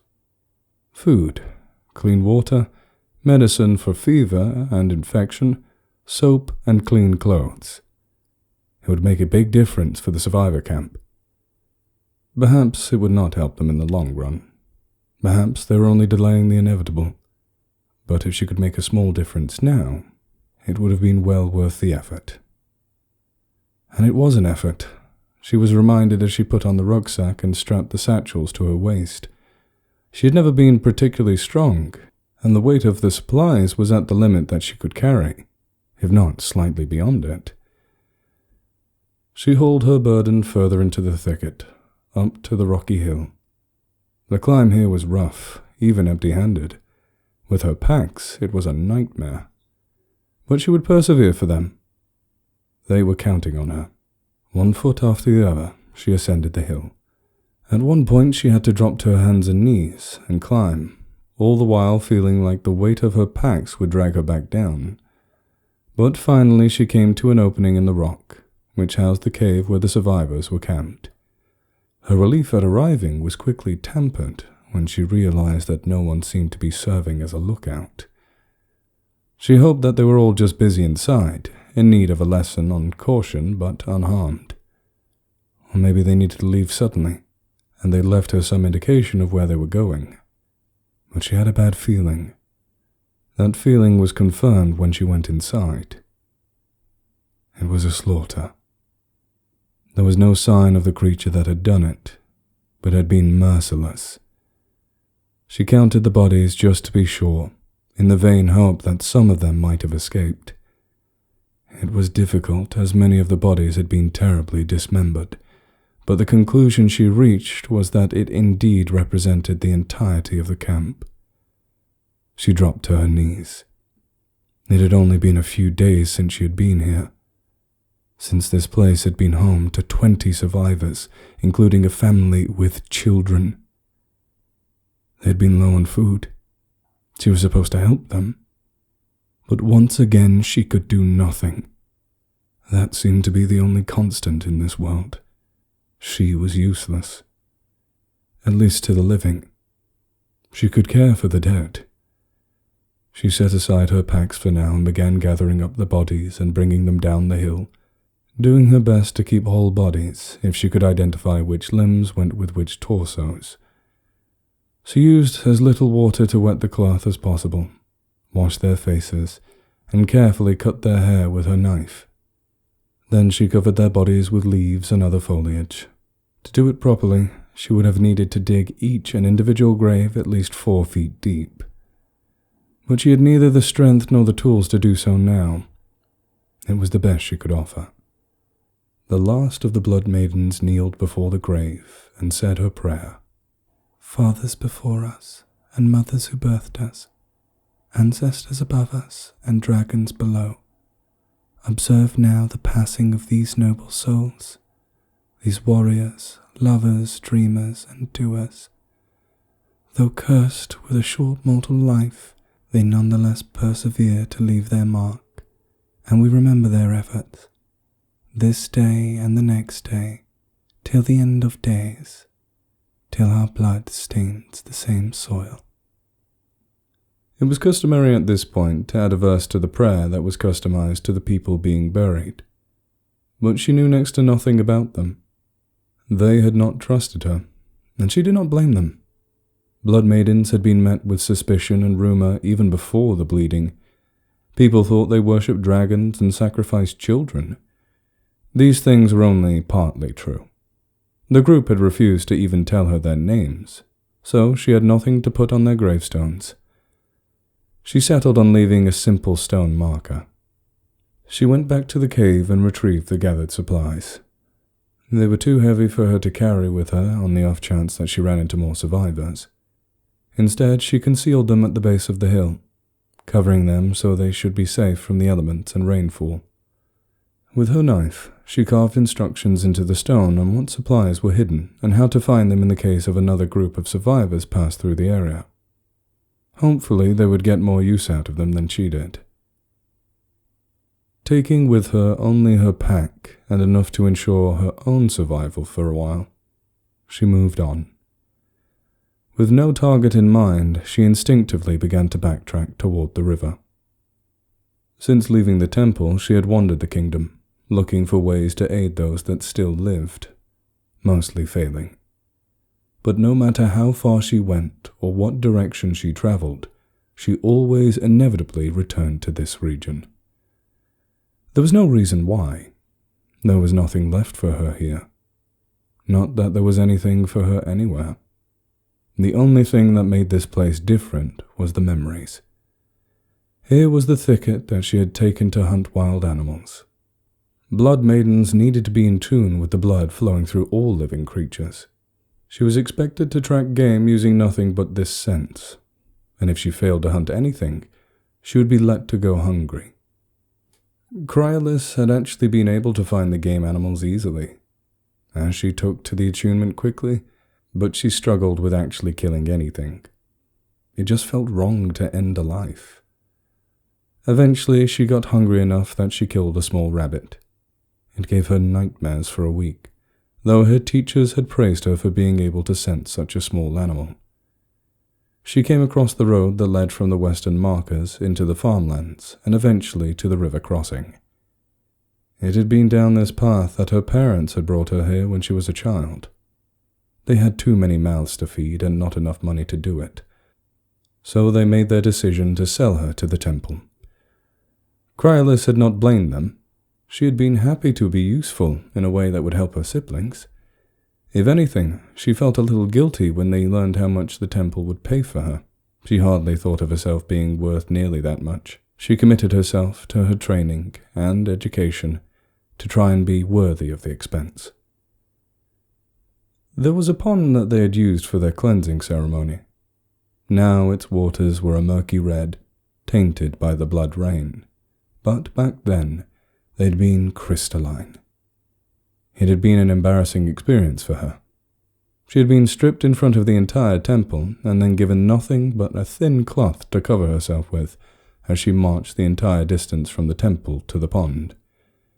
The entire way the maidens, her teachers, and even the temple administrators were hurling insults at her about her body, her intelligence, her uselessness. Blood maidens needed to learn to let such things wash over them, as much of the world treated them with hostility. She was dipped in the pond, which washed away her old life, misdeeds, mistakes, and the world's perceptions of her. Once she was clean, she was given her first set of crimson robes. That was the day she went from apprentice to true blood maiden. She remembered the nods from her teachers and the welcoming from her sisters. As uncomfortable as the ritual had been, she still fondly remembered it as one of the best days of her life. At last, she came to the river. The Lucent Run, named for a myth of a courageous hero who had braved sailing down the river, rapids and all, and survived, in order to warn the cities on the coast of encroaching dragons. The story of bravery had always made Cryolis feel cowardly, particularly since she had something of a water phobia. She remembered her first time crossing the bridge known as the Maiden's Path, how tightly she held the maidens who had guided her across. The river was calmer here than it was upstream, nearer the temple, but even here it was enough to fill her with anxiety. Beneath the fear was a darker thought, though, one that she had been experiencing with increasing frequency each time she looked out at the water, that perhaps she and the world would be better off if she tossed herself into the water, never to emerge. So many dead before her, so many dead because of her. What right did she have to continue to cling to life? She knew it was wrong to think that way. It was an abandonment of everything she stood for, of everything she had vowed when she joined the temple. It was her duty to carry on, no matter how hard it was, how futile. Cryolys was the last of the Blood Maidens, and she would not dishonor their memory by conceding her life before her time. Although that did leave her at an impasse regarding what to do next. She could make another pass through the Aspia Stretch, looking for survivor camps, but it was increasingly unlikely she would find any. It had been a while since she had last checked the area around the capital. That region had been hit the hardest at the start, and the capital itself had become a living nightmare. But there were many small communities built up around its outskirts that would have shelter and supplies that survivors might use. It would be a considerable trip. As she was reflecting on her options, a glint of silver nearby caught her attention. One of the blessings of the Blood Maidens was the ability to see in the dark, which certainly came in handy during the extensive nights.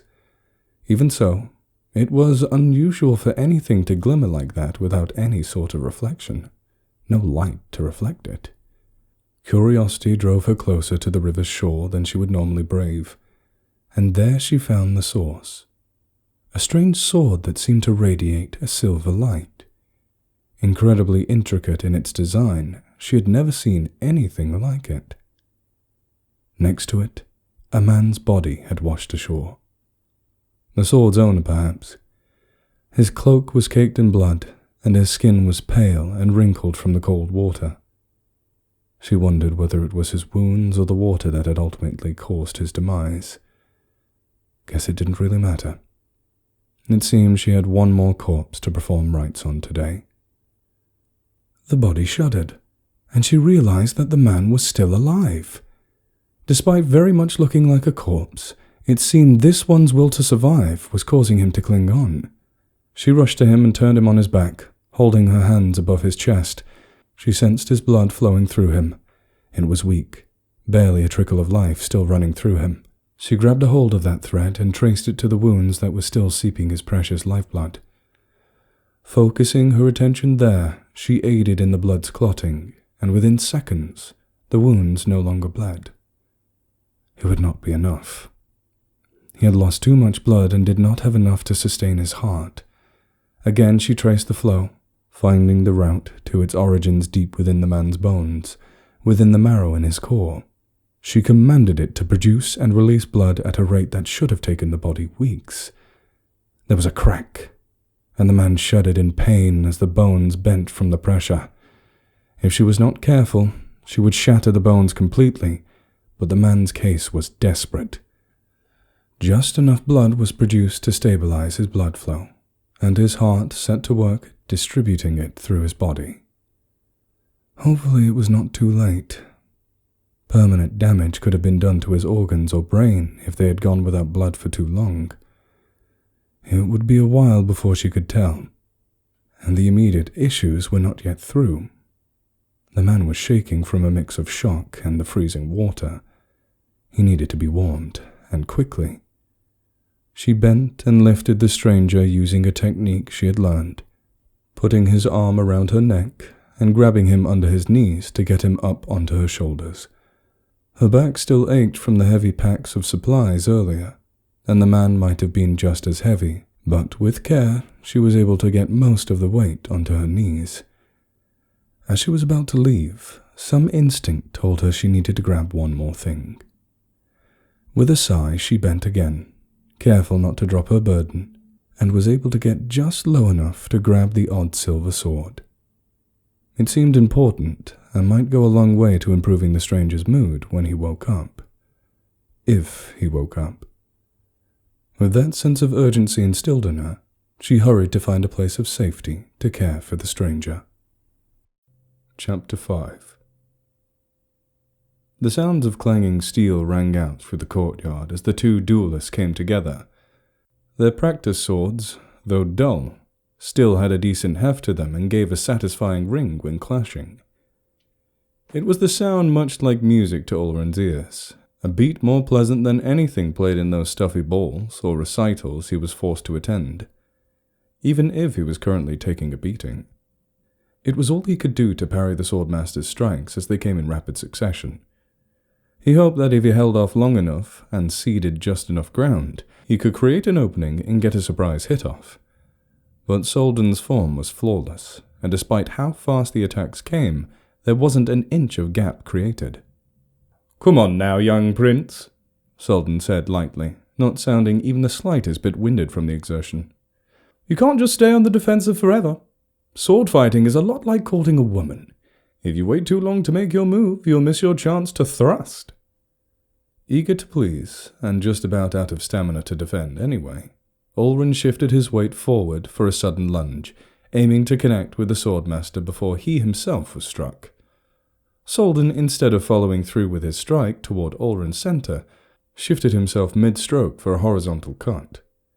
He smacked the back of Ulrun's hand before the sword could reach him, causing Ulrun to drop the practice blade.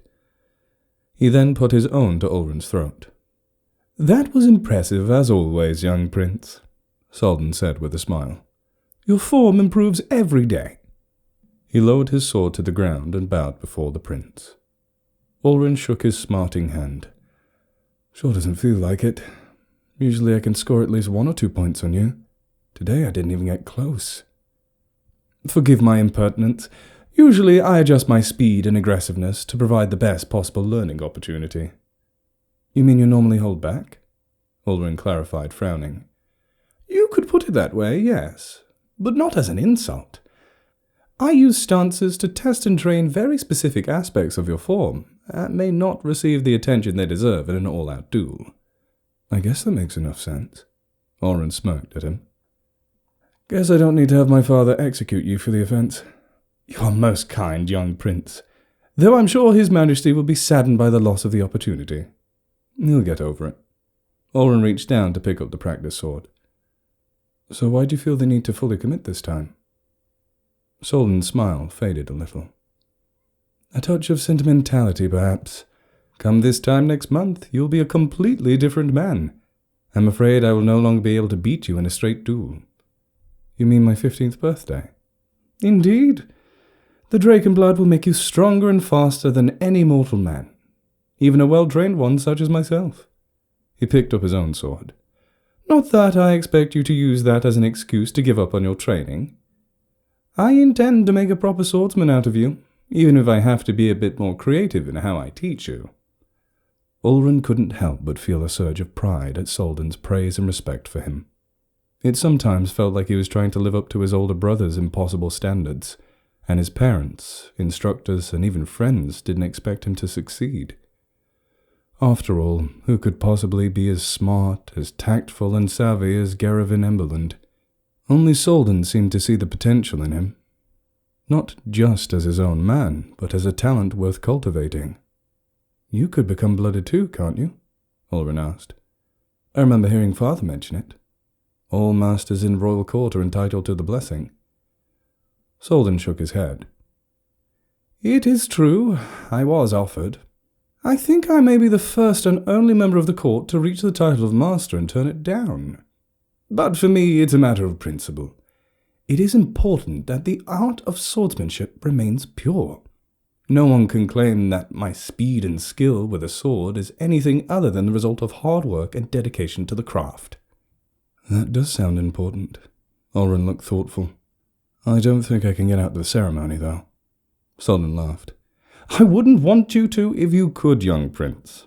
Your first responsibility is to the kingdom, and the people of Lorne have expectations about their rule. Besides, my rule does not need to be your rule. If you keep up your training, I'd say you are a prime candidate for a swordsmaster title when I retire." Ulrun was floored. "You really think so? Even though I'm also a prince? Won't people think you are playing favourites with the royal family?" "Oh, I'm sure people will think all kinds of things, which is why your talent must do the talking. The royal family has long held a multitude of titles, some earned, some inherited. The swordmaster position will go to the best swordsman. If that is you, then I will be honoured for you to add it to your list of titles." The prince was practically jumping with excitement. He knew it was undignified of him to show such emotion, and later he would probably be lectured about the proper manner in which he was expected to conduct himself, but he just couldn't help himself. He raised his practice sword at the swordsmaster. "Let's get back to practicing. One more." A familiar woman's voice cut off his enthusiasm. "Oh no, you are already well past your time, Ulrin." His mother, Queen Kiana, stood at the edge of the training grounds, her arms crossed, a typical look of disappointment on her face. Soldan bowed. "My apologies, Your Grace. We must have lost track of time." He gave an apologetic smile to Ulrin. "Duty calls, young prince. We shall have to pick this up in your next session." Ulrin would rather remain and continue his sword practice, but he knew it would be a losing battle. With a sigh, he handed his sword over to the master and then walked over to his mother with his head low. She gave a sniff and recoiled in disgust. "Gods, you smell awful! You need to get washed up for supper. Your father is expecting you." "Will Gerevin be there?" She hesitated. "He knows he is expected." She answered non-committally. Ulrin was forced to ignore the unfairness of it all and do as he was told. He went downstairs to the baths where a group of servants scrubbed him thoroughly and sprayed him with perfumes that left him choking on the lavender scent. Then it was up to his dressing room, where another group had him dressed in multiple layers of fine silk and adorned with jewelry. He expected that most young men did not have to go through such a hassle just to have dinner with their parents. Finally, he was deemed presentable and was rushed to the dining hall. His parents were already seated, as were his younger siblings. A handful of visiting nobles were also present to have FaceTime with the king. Ulrin recognized Duke Darlin, who ruled the region close to the border and was the father of his friend, Maxwell. There was also a master of students, Jeffries, who was in charge of the university. He didn't remember the names of the others, so he'd have to try and fake it to not get in trouble. The guests rose when Ulrin entered to give him the customary bow. His father was stone-faced as ever. "Glad you can finally join us, Ulrin. Our food has been ready for some time, and our poor guests have been waiting for your arrival to be served." He sat in his customary spot at the head of the table, dressed in his dinner host finery. Ulrin gave an apologetic bow to the table. "My humble apologies. Thank you for your graciousness and your patience." "Will Prince Gerevin also be joining us?" Duke Darlin inquired, thankfully taking the focus off of Ulrin. Vangris was quick to respond. "I'm afraid Gerevin is working on a matter of great importance for the kingdom, and it will be keeping him late tonight. He sends his regards and promises to make up for his absence in the near future." It was a partial truth. Nobody was really sure what Gerevin was working on in the laboratory beneath the castle. He kept it a secret from everyone, even the king. He promised it was important research for the future and safety of the kingdom. So much trust was placed in him by their parents and the royal court at large that everyone just took his word for it and assumed that he would tell them more when it was time, although their father was growing increasingly frustrated with him missing important functions. "Quite understandable," Master Jeffries responded. "It does the heart well to know that the future of the kingdom is in such capable hands. One of the finest students I have ever had the pleasure of administering. I look forward to seeing what his research brings us." Ulrin took his seat whilst they were discussing, and thought he might have gotten away with not having too much attention drawn to himself, when the Master of Students turned his attention to him. "Prince Ulrin, have you decided on your focus study subject yet?" Jeffries asked. "I remember when you last toured the campus. You still seem to be quite uncertain." The prince froze. Well, you see," he struggled out. "I'm still exploring my options. But I hope to have made my decision soon." That was a safe reply, wasn't it? Apparently not as much as he'd thought. "Oh dear, that's not good at all, if I may say so, my prince," Jeffries said. "It's not too much longer until you'll be sent to the university to expand your education, as your brother did before you." It is of utmost importance that you pick a specialty before then. The people expect the royal family to be masters of their field. Ulrin did not know the polite response. Fortunately, Duke Darlin came to his rescue. I believe the prince's priorities are quite straight. Don't forget, his 15th birthday is next month, and with that comes the Drakenblud ceremony. His focus should be entirely on preparing himself physically and mentally for that power and responsibility, and not for courses that are still a year away. Wouldn't you agree? Master Jeffreys reluctantly agreed, and Ulrin made a note to send some form of thanks to the Duke through his son. Vangris folded his hands in front of him. I am certain Prince Ulrin will have made his decision before the time comes. His tone made it sound more like an order than an assurance. Ulrin was saved from any further awkwardness by the arrival of the meal. The servants always put on a big presentation serving the food when they had guests, and it drew everyone's attention for a time. During the meal itself, the real business was discussed, as it was custom to wait till the king had wine in hand and food in his belly to make asks of him. There was discussion of taxes, trade agreements, and leeway for conscription quotas, all well above Ulrin's head. He was glad that Garavan was the heir to the throne. He was not sure he would be able to handle it. Ulrin spent the rest of the dinner imitating his younger siblings, being quiet and mostly focused on properly and neatly eating his meal. Once the food was done, he excused himself as soon as it would be polite to do so. His father gave him a look that suggested he was less than pleased, but allowed his son to go. What he wanted to do was go straight down to the floors beneath the castle and see his brother. Garavan rarely left the lab these days, and Ulrin grew concerned, despite assurances from his parents that his brother was capable of managing himself. They used to be so close. But Garavan had not been the same since returning from university. But before he could get down there, he was interrupted by yet another obligation. At least, this was a welcome one. I hope you haven't forgotten that we're going to study tonight, little Ollie. His grandmother, Oma, waited for him outside the dining hall. Of course not, Oma. I was just on my way to you, he lied. She was too wise to fall for it, and her smile plainly told. Oh, I know. Well, since you are on your way, how about we walk to my room together? Caught in her trap, Ulrin followed his grandmother up to her chambers at the top level of the castle. Despite her age, she showed no signs of being slowed by the multiple sets of spiral staircases she had to climb. Ulrin, on the other hand, was still exhausted from his sword training and was huffing by the time they reached the top. Oh dear, you seem quite winded, Oma said as they entered the room. Are they not feeding you well enough? You're a growing boy. You need to eat lots to keep up your energy. I'm fine, Grandmother. I just came from dinner. Well, perhaps a snack at least. No, really, I couldn't. It's no trouble. It'll be just a moment. There was no arguing with Oma. So Ulrin simply waited while she did as she pleased.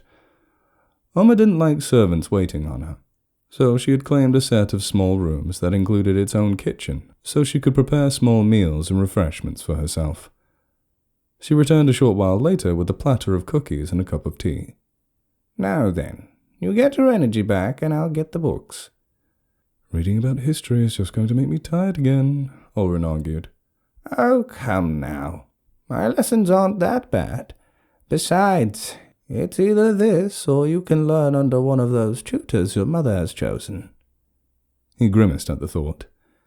What I meant to say is thank you for taking the time to tutor me, Grandmother. What followed was a dull, though not unpleasant, hour of learning about Lorne's history around the time of the Reformation. Ulrin enjoyed spending time with Oma. She was kind, funny, incredibly sharp. Most of the time, anyway. She had her spells, though. One of which she experienced as their lesson was coming to an end. He turned to her to ask for clarification on a page about the Lost King, and saw her sitting there, expression confused, eyes lost. It was during these times, when she didn't know where she was or what she was doing, that her age really showed. The wrinkles on her face, the fraying of her graying hair, the loosening of her skin. She appeared so powerful most of the time, it was painful to see her seeming so frail and helpless. Fortunately, this one was short, and she came back to herself quickly, acting as she always did, as if nothing had happened and that there was nothing to worry about. Well, I think that will do for today, Ollie, Alma said, closing the book. It's not good to try and cram too much into one day. You'll never retain it. Grandmother? No, that's quite enough. We shall pick up here next week. She gave him a wan smile. Now I'm afraid these old bones need a rest. Be a good boy and clean up the platter before you go. He did as he was told, feeling guilty that he could not help her more, and even more guilty that he was relieved to be free. Now he could do what he had set out to do earlier. It was getting late, so many of the castle's residents had already retired to their rooms, and a minimum of servants were still about tending their duties. But he knew he would find his brother down in the laboratory, despite the hour. Down he went to the central floor, then further down into the lower levels, and further still to the passages that ran through the rock beneath the castle itself. These tunnels led to the most secure parts of the castle, including the treasury, the Chamber of Ascension, and, of course, the laboratories. Guards were posted at every important entryway to keep unauthorized visitors from snooping about. They saluted Ulrin as he passed whilst keeping their eyes ahead. Garavin's lab was sealed tight, as usual. Ulrin knocked at the main entrance, to no response. Frustrated, he continued knocking, increasingly louder until he was practically pounding on it. Finally, the door opened part way, just enough for him to see his brother through it. Garavin looked completely different these days. He was skinnier, leaner, and more disheveled. He had bags under his eyes, and his long, white blonde hair was dirty. It was likely he was not eating, sleeping, and grooming enough. After all, he was hardly seen out of the lab. Even his skin was growing paler from the lack of sun. "Hi, Ulrin," he said softly. "I'm sorry, I don't really have time for a visit. I'm in the middle of a vital part of my research." "That's what you said the last 3 times I've come to see you. It can't always be a vital part." "It can." Ulrin squinted, trying to get a look at the lab, but Garavin blocked the way. "I'm worried about you, Garavin. I hardly see you anymore." Garavin feigned a smile. "You needn't worry about me. I know how to take care of myself, and I promise to spend more time with you as soon as my work is complete. In the meantime, you should really focus on your own improvement. Have you been doing well in your sword lessons with Master Soldan?" A strange thing to inquire about, Ulrin thought, but he wouldn't miss an opportunity to brag. "Yeah, he even said I'm a candidate to be the next swordmaster." His brother nodded, though he didn't seem to share Ulrin's excitement. "That's good. Continue to work at it. And it may be best if you started carrying a sword around with you. I'm sure Father would approve of a ceremonial sheath as part of your outfit." "Carrying a sword? Why would I need to—" He was cut off by something heavy rattling and falling over behind Garavin. The elder prince quickly glanced behind him and then back to Ulrin. "Sorry, Ulrin. We'll talk more later. I promise." And then the door was slammed shut and sealed once more. Ulrin spent some time standing out there, his hand on the door. He was surrounded at all times by servants, guards, and nobility, and yet he often felt lonely. Garavin was the only person who used to dispel that feeling. Now, he was just alone. Chapter 6. The dream faded away, and as the waking world returned to Ulrin, so did all his aches and pains. Given how terrible he felt, he must have taken a real beating this time. Well, at least he was warm. Weirdly warm. What was this unusual warmth touching him? He opened his eyes and was met with an unfamiliar woman whose nude body was pressed up against his. His face flushed, making him warmer than he already was. How'd he wind up in this situation? Her hazel eyes met his. Oh, thank goodness you're awake. I was beginning to worry that you wouldn't. Why are we... Ulrin struggled to pick which question he needed answered first. She inched away from him. I'm sorry. You were nearly dead when I found you. Your body needed warmth, and the small fire I started did not seem to be enough. I dared not to make the fire larger for risk of drawing unwanted attention, so I used my body heat to warm yours. His memories of his last moments before losing consciousness came back to him. The fight on the bridge, the certainty of death, falling into the river, the peace that came with finally meeting his end. Seemed that he had somehow survived yet again, for all the good and bad that came with it. Then I owe you my thanks, Ulrin said. And my life. I promise to repay this debt however I am able. There was no need for that. I was simply doing my duty to help someone in need. She rose and Ulrin averted his eyes from her body. He heard the rustling of clothes, and when he looked back at her, she was dressed in well-worn robes. Though the colour had faded and become obscured by dirt, there was no mistaking the crimson. You're a blood maiden, he said, surprised. She looked down at her feet. Yes, I'm Maiden Crylis. I'm sorry if that bothers you.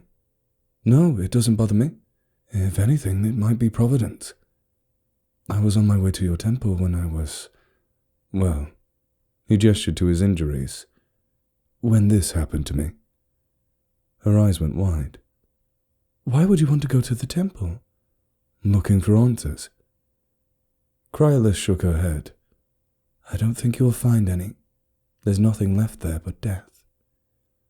Ulrin tried to rise, clutching the thick blanket that was the only thing covering his nudity, but a sharp pain in his chest made him stop. He must have cracked a rib during his fall. It didn't feel too serious, but he would have to be careful until he had recovered. Well, that raises even more questions, he said, settling back down. And I'd love to ask them. But first, do you think I could get my clothes? They're drying near the fire over there. There's quite a lot of blood covering them. Some of yours, some of the ichor of the corrupted. So I washed them as best as I could. I was also going to have to sew up those nasty tears in your cloak and overcoat. I always travel with my needle just for such an occasion. She held up the hem of her robe to show a section that had been patched. Once more he tried to rise, this time more gently and carefully, and was able to get into a seated position. If you are so inclined, I'd appreciate it. Not wise to run around with big holes in your clothes, exposing your skin. I must have gotten pretty lucky that none of that ichor got me. I do hope you took care whilst washing and caring for me. I'd hate if your generosity caused you to make direct contact with the vile stuff. You needn't worry. My conditioning as a blood maiden has made me immune to the corruption. That revelation nearly made Ulrin jump, but the pain in his chest stopped him. You're serious? The rain? The ichor? It has no effect on you? Crylis put a hand to her throat in a strange gesture akin to choking herself. The conditioning to handle raw Drakenblud, purify it for use, changes our bodies. It makes us sick in a way, deteriorates us over time. Maidens don't often live to see their 40th birthday. It also prevents us from becoming blooded ourselves. I was told that since our bodies cannot handle the Drakenblud, they reject it, expel it. And, as it turned out, they also protected us from when the blood became corrupted. If I'm in the crimson rain for too long, I get nauseous for a while, but after my body has finished expelling everything, I'm fine. I heard there was dark magic involved with the Blood Maidens. I had no idea it would shorten your lives like that. Hardly seems fair, given that those granted the Drakenblud you purify were given extended lifespans. I'm sorry. She shook her head. There's no need for you to be apologizing. It's not like you had anything to do with the process.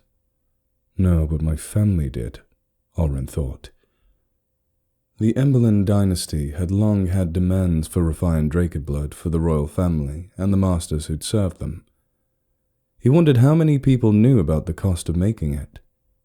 Did his father sanction making young women sick and letting them die young in the name of carrying on the legacy of blooded rulers?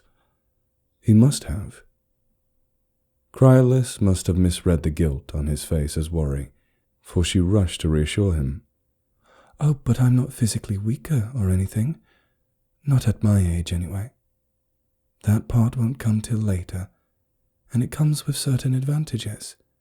I can use my control over blood to treat certain wounds, for example, like I did with the lacerations on your shoulder and leg. Ulrin sighed. The more we talk, the deeper my debt to you seems to get. No. Like I said, I was simply doing my duty. We maidens are first and foremost servants of the people. Ulrin looked over to the blood maiden in front of him, this kind and demure young woman who had saved his life. She was quite different from the stories about the maidens he had heard. They had reputations as witches, cruel and manipulative. The king had called them a necessary evil, as only they could refine the Drakenblud. It had given Ulrin this image of old crones with crooked noses and yellowed teeth casting spells from the darkness of their temple. Not only did Cryolus act very differently, but she also looked so normal. Her features were fairly plain, not unattractive per se, but not really good-looking either. Dark hair framed her face and fell to her shoulders. If it wasn't for the crimson robes, she would not have stood out in a crowd. "How many more of you are there?" he asked. If they were truly immune to the corruption, and they were unlikely to turn him into a frog, then they could make powerful allies. Her gaze again found the ground. I'm the only one left. Ulrin's slightly boosted spirits sank back down. You said there was nothing left at the temple but death. What exactly happened? She wouldn't look at him. There was an attack. The temple should have been safe, but... She shook her head. I was the only one who escaped.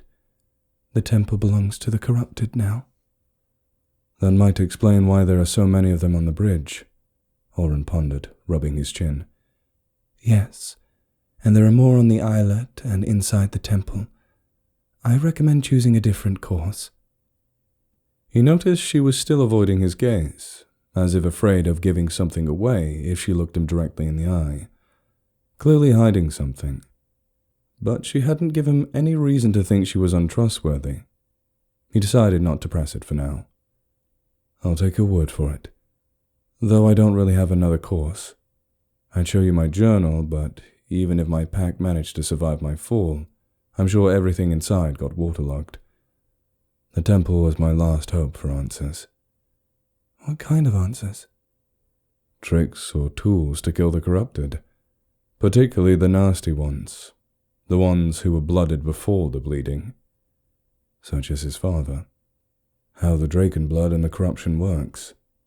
If I was really feeling hopeful, maybe even find ways to prevent or stop it from continuing to happen.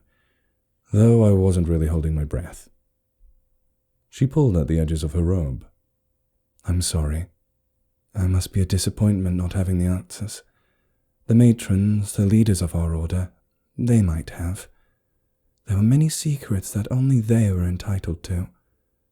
When the bleeding happened, they started locking themselves away for long hours, working on something in secret.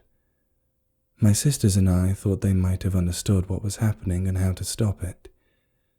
But they wouldn't share any details about what they knew or what they were working on. We just had to trust them. Sounds familiar, Ulrin thought, thinking of his brother's time in the lab. Did anything come of their work? I don't know for sure. I've always assumed they were not yet finished when... She grimaced. When the temple fell. Whatever knowledge they had died with them. Probably, though that's still a better lead than I've had in a long time. He broke into a coughing fit before he could continue. His throat was incredibly sore. Strange he hadn't noticed until now. Must have been distracted. Cryolus rushed over to him with a flask of water. Here, drink. Your body's going to need plenty of fluids to recover what was spent in your healing. He took the flask gratefully, and it wasn't until he had drained half of it that he stopped himself. Sorry, I should be more careful. I know clean water is tough to find. No, it's okay. I know where more is hidden if need be. Besides, I feel responsible for you. I used my ability to treat you without your permission, and now you're suffering the side effects. Just for future reference, any time you find me half dead, you have my full permission to use your ability to try and save my life. She smiled. It was the first genuine smile he had seen in a long time. I'll remember that. I'm sorry. I don't think I've ever gotten your name. Maxwell. He lied about his name on instinct, though it felt wrong to lie to someone who'd seemed so open and genuine. What were the odds that she blamed the royal family for the bleeding, like so many others did? He was still weak and couldn't take any chances. Maxwell. She looked at him curiously. Something the matter? I just thought... No, never mind.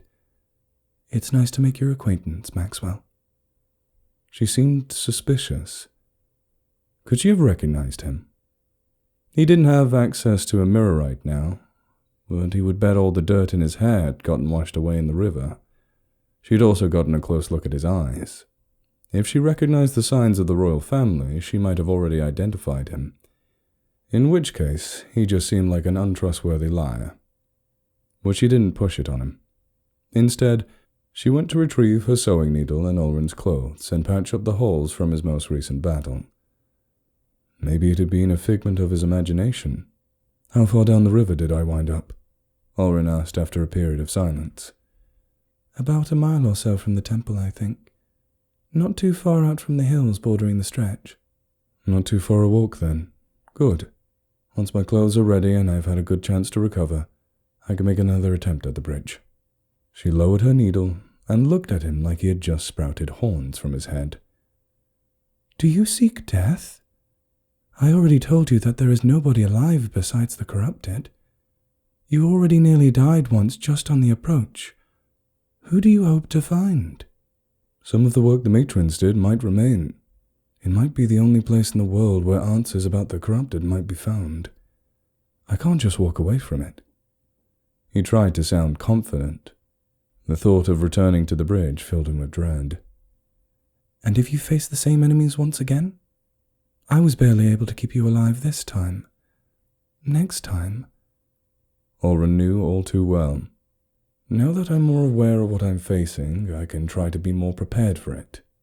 Although I'll admit that without Silverlight, my odds have likely dropped dramatically. Silverlight? My sword. He winced at the memory of dropping it from the bridge. A powerful artifact that I just recovered. I was just beginning to think my odds were improving thanks to it. So, of course, I lost it right away. Fell into the river right before I did. Probably sank to the bottom or washed out to sea. Oh, I thought it looked unique. She gestured to the other side of the fire, near where she had a pile of supplies. There, leaning up against the bark of a fallen tree, was Silverlight. It washed up just beside you. Never seen anything like it. Figured you'd miss it if you woke up without it. He was stunned. What were the odds that he and the sword would have washed up in the same place? Certainly not an impossibility, but given their differences in weight, and the time between when they fell, it was truly extraordinary. Krylus took his speechlessness as a sign of agitation. I'm sorry for putting it out of reach. I couldn't be sure if you woke up what sort of mental state you would be in. There are far too many quickly prone to violence. No, that's quite all right. Thank you for bringing it. I thought for sure it was lost. A glimmer of hope, fleeting as it was relit within him. I may actually have a chance now. She looked over at the sword, which reflected the firelight across the silver stream that ran down it. There are stories that tell of legendary weapons whose destinies were tied to those of their chosen bearers. When joined, they would become greater than the sum of their parts. Even if separated, they would be reunited by Providence, as if the weapon itself knew to seek its wielder. Maybe you have a similar bond with this sword. Ulrun scratched at his chin. I'm not too sure about that. I only had the sword for a short time before nearly losing it and my life in the process. But it's nice to be given a second chance all the same. I won't waste it. Krylus nodded, then returned to her needlework. I take it you won't be dissuaded from trying to reach the temple, particularly now that your weapon has been returned. I suppose the only proper thing for me to do in this situation, short of tying you up and trying to drag you elsewhere, is to accompany you. What? No, it's far too dangerous. Oh, but not too dangerous for you? I'm choosing to take the risk. And so am I. She finished her needlework on the cloak's tear and held it up to examine her patchwork. I won't hold you back. I know things about the temples that could be helpful. Entrances that will allow you to avoid the main hall where the bulk of the corrupted is likely to still gather. The way up to the matron's quarters, that's where the keys are kept. A guide to the temple would be helpful, Ulrun admitted. Assuming we survive the bridge anyway. Why would you want to? You said yourself that trying to reach the temple is tantamount to suicide. I'm just looking to do some good. If I can help you find your answers, it will have been a worthwhile risk. Besides, if you truly do have some great destiny with that fancy sword of yours, I would want to see it. She argued, but her voice was sad, resigned. Though he barely knew her, Ulrun's heart broke for this young woman. He owed her too much to let her die, but he also had no good reason to refuse her help. Sure, it was dangerous, but so was surviving in this world. Beneath his sympathy, there was a lingering doubt about his new companion's trustworthiness. Not just because she was a blood maiden, whom he had been brought up to distrust, but she seemed very quick to offer aid and volunteer for what was likely to be a deadly excursion. Survivors these days rarely offered anything up for free. But whatever it was that she hoped to gain from Ulrun, he couldn't see it. Maybe she truly was just a kind person who wanted to help him, the last of the decent folk. He'd have to be on his guard nonetheless. Fine, Ulrun conceded. But you stay well behind me. Don't move until I've cleared a path, and if it looks like I'm going to be overrun, you retreat. I won't have you die for me. I'll agree to your conditions, but only if you agree to mine. She gestured to his wounded shoulder with her needle. You wait until you are recovered before you begin this little crusade. If you try to cross the bridge in this state, I will stand between you and the creatures. He would have argued about wasting time, but as he shifted his body, he was reminded of just how badly his aches were. You drive a hard bargain. Very well. We'll need to be careful if we intend to camp out here for a while, as this area is not safe. I'll take care of it. You just rest for now. His energy drained, and with it his will to argue, he lay back down. Though he still had some misgivings, he felt he could trust Krylus would not allow anything bad to happen to him whilst he rested. As he waited to be taken by the uncomfortable sleep, he repeated his encounter on the bridge in his head, plotting what he could do differently on his next attempt. As it would turn out, he needn't have bothered. Chapter 7. Ulrun recovered from his injuries faster than he expected. A lingering effect of the power the Blood Maiden had used to save his life, he was told. His body was working at an unnatural speed to repair his wounds and get him back to peak condition. The consequences of this rapid healing were nearly as bad as the wounds themselves. He faced sudden body temperature swings, bouts of extreme thirst, piercing headaches, and exhaustion that saw him sleeping days away. Krylus cared for him at every turn, but his concern was less about his condition and more about the creatures of the Aspia Stretch. If they found him in this state, he would be unable to fight them, and he worried that Krylus would not do the sensible thing and flee for her own life. Fortunately, the time passed without incident, and Ulrun's strength returned. During his last few days of convalescence, he took to practicing his sword stances with Silverlight. The sword had lived up to its reputation as a weapon, slicing through the hides of the corrupted with all the ease of cutting air. But whilst that was clearly ideal, it did leave him in a bit of an awkward spot when it came to his follow-through. Typically, he would expect some resistance when striking something, and the instinct to follow through to drive his blade deeper was ingrained. When fighting with Silverlight, this instinct would cause him to accidentally overextend, even stumble forward, as the blade didn't slow in the slightest as it cleaved through his enemies. He tried to imagine what Master Soldan would say about it, after chastising him about his reliance on a weapon that did all the work instead of focusing on his pure talent. He would tell Ulrin that there was no reason for a swordmaster to ever have his blade out of place or his feet out of position. Control the blade, or the blade will control you. Following the imagined advice, he practice-adjusted versions of his sword forms that would allow him to take advantage of the lower amount of striking force required to cut with Silverlight, as well as allow him to get the blade back into position faster after the strike. He wouldn't know its effectiveness for sure until he put it to the test. While he was making progress in his health and his swordsmanship, he felt he was getting nowhere in understanding the Blood Maiden who had saved him. Their conversations remained surface level when they could manage to talk at all. Whenever he tried to ask her more details about the temple or the life of the Blood Maidens, she would only repeat what she had said already, or suddenly get very quiet. She didn't seem to have much of a life outside of the temple either, so there wasn't much to talk about there. And Ulrin wasn't helping matters. Since he decided to hide his identity, whenever he was asked about himself, he could only give vague responses to the role of Maxwell. He considered whether he should just come clean, but he was worried that revealing himself as a liar would break what little trust they had in each other. So, although he now spent more time with Krylas than any other living person in years, he still knew very little about her. He'd have to trust his initial impressions. It finally came time for the excursion to the temple. It was daylight, for a change. Though thick black clouds blocked most of the sunshine, it was just bright enough that Ulrin could see without the use of a lantern, but not enough to impede the corrupted. It was likely the best they would get for a long while.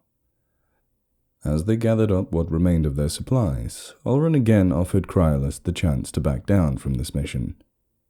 "I cannot guarantee your safety when there are that many corrupted about," he reminded her. "There's a chance neither of us will make it past the bridge." "I know.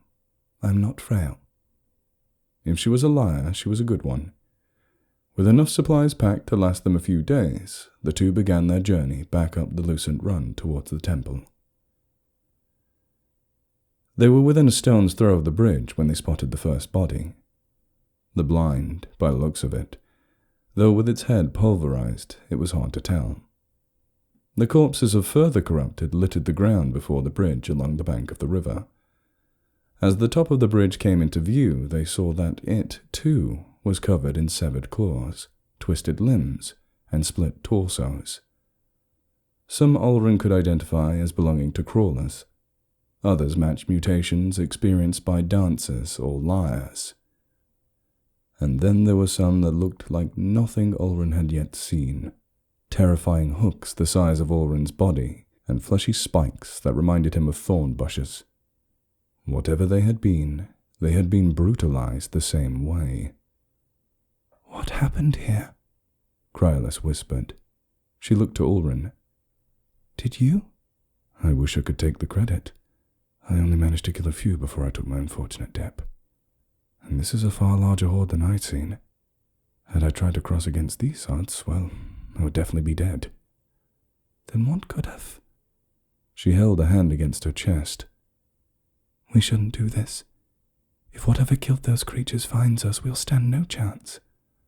"No reason to come all this way and turn around, especially not when the path has been so kindly cleared for us. Besides, we don't know if it's even still here. It could be anywhere right now. Besides, he thought, there's nowhere else for me to go." He just hoped that, wherever it was, Silverlight was up to the challenge. Ignoring Krylas' further objections, Ulrin made his way up the stairs and onto the bridge. She hesitated, but eventually followed suit, Even cleared of creatures, the maiden's path was still treacherous, and the addition of the corpses and limbs strewn about added a layer of complexity to the careful movements needed to cross the sludge. He'd have to be careful when moving the bodies out of the way to keep their ichor from getting on him. Thanks to Krylus, his cloak and gambeson had been patched and should offer him a degree of protection, but if he got some on his gloves and accidentally touched his face, that was the end. "It's terrible," Krylus whispered behind him. "They've been mutilated. Even the corrupted deserved better." "Respectfully, I disagree," he responded, gently kicking a severed leg out of his path and off the bridge. "As far as I'm concerned, I'd shed no tears if every last corrupted in Lorne suffered the same fate." "They were human once, remember that. Would you think the same if these creatures were your former friends, family, or loved ones?" Her tone was so somber that it gave Ulrun pause and made him question his stance for a moment. But only for a moment. Once they turn, they're no longer that person. They're just a monster that needs to be destroyed. He did not add that the whole point of everything he was doing was killing the creature that had been his father. Thinking about his father made him question if this slaughter could have been done by one of the blooded. They had become creatures far greater and more terrifying than any of the other corrupted. Something like Vengris could have easily have done this. Yet, Ulrun had never seen a case of two corrupted fighting each other. Sometimes, in the heat of the hunt, they would slay each other to be the first to their prey in a mad frenzy of claws and fangs, but even if they were chasing someone across the bridge, it couldn't explain this carnage. Could it be an ally? Perhaps someone who had learned the secrets left by the matrons and turned them into a way to devastate the corrupted. He knew not to get his hopes up, but it was better than imagining the alternative. "We can still turn back," Krylus whimpered. "It's not too late." "You can turn back if you want." She followed him as they reached the other end of the bridge and descended the stairs onto the islet. Ulrun got his first look at the islet and the Temple of the Blood Maidens.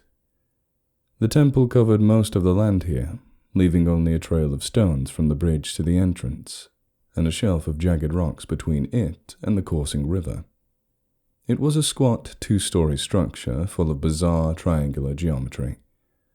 Triangular landing above the doorway, triangular windows along the second floor, and triangular roof gables that competed for height with the triangular spires.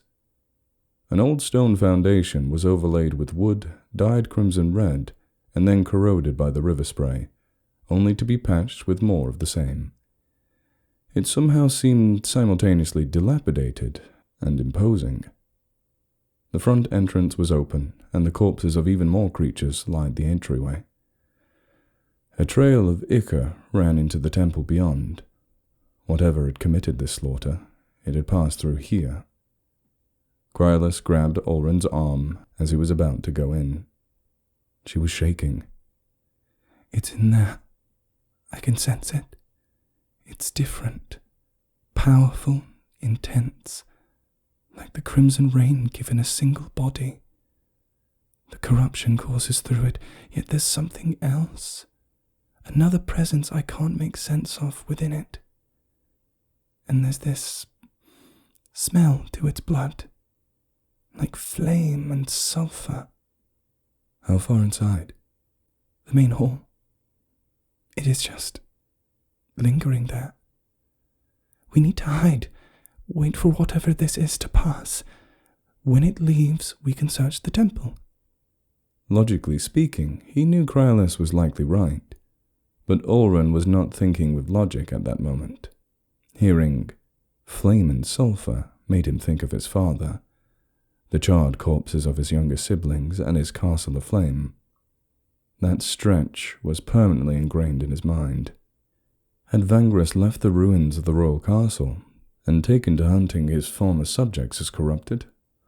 Or was there something else besides him that possessed that power?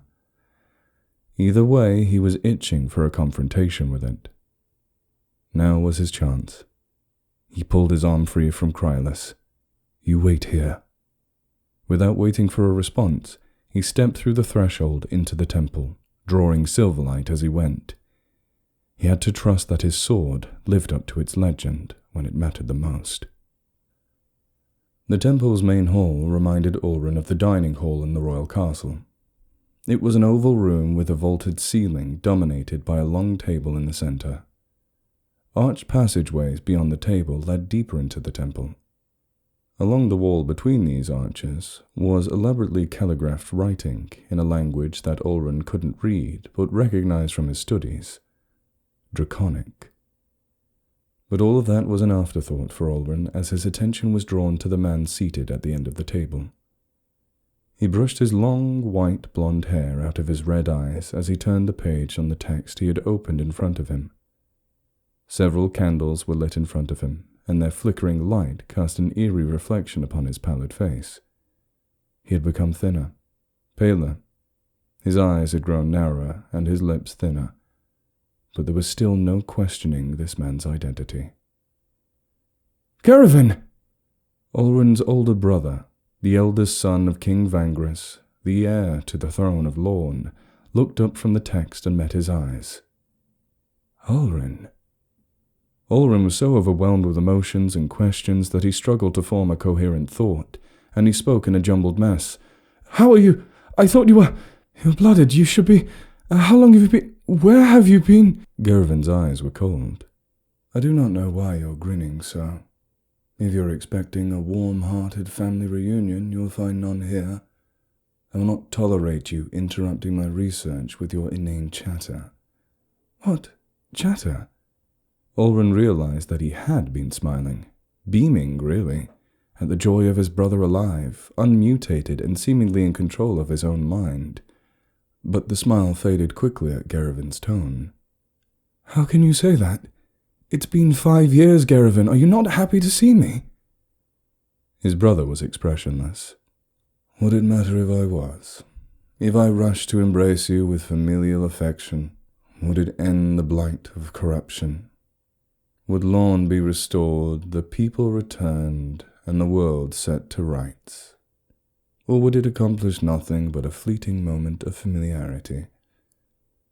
Ulrin could not believe what he was hearing. You can't possibly mean that. After losing our family, our home, everything, living in this twisted shadow of what was once our kingdom for 5 grueling years, you don't care to see me?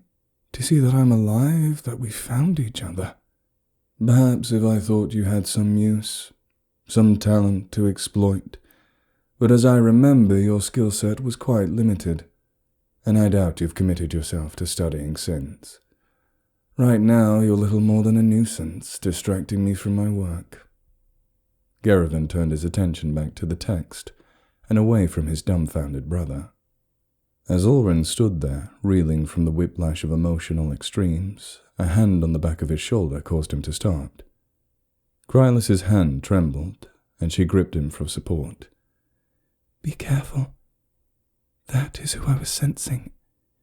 He may look normal, but all that power, the corruption, it's coming from him. He's what slaughtered all those creatures outside, I'm sure of it. Ulrin tightened his grip on Silverlight. Is this true, Gervin? Are you corrupted? His brother did not bother to look up at him. I do not understand your surprise. All of the blood has been turned by the corruption, and all of the blooded turned with it. I am no exception. But you look normal, Ulrin argued as his desperation to deny the truth rose. And you clearly still have your mind. How else would you be able to understand me? You think the corrupted lack understanding, Ulrin? Gervin shook his head and closed the text. No. It is you who does not understand. Who they are, who they were, remains. Their memories, their hopes and dreams, their knowledge of language, all of it. It is merely buried, deprioritized in favor of stronger emotions and desires. The need to hunt, to kill, to satisfy a primal rage. They understand every word spoken to them, every plea for mercy, every cry for help, and they choose to ignore it in favor of fulfilling their true nature. It's admirable, in a way, their single-minded dedication, even if they lack the willpower to keep themselves from becoming beasts. Ulrun did not know how to respond. Should he be happy that his brother is still in his senses? Should he be terrified because he was facing a powerful corrupted capable of logical thought and tactics? Was it really still Garavan, or just a monster that had his face? Cryolus, despite her obvious terror, dared to step beside Ulrun to confront the corrupted prince. Are you trying to claim you have been able to hold on to your humanity simply because you have more willpower? Garavan held his hand out in front of him, a gesture that indicated that it should be obvious. I am their better. That was true before the bleeding and has only become more apparent since.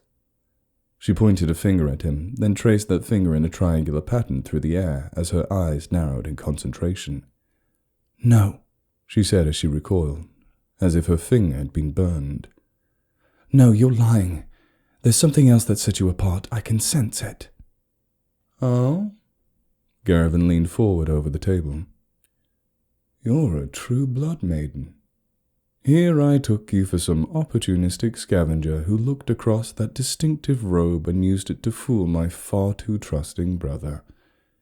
It is interesting that any of you remain.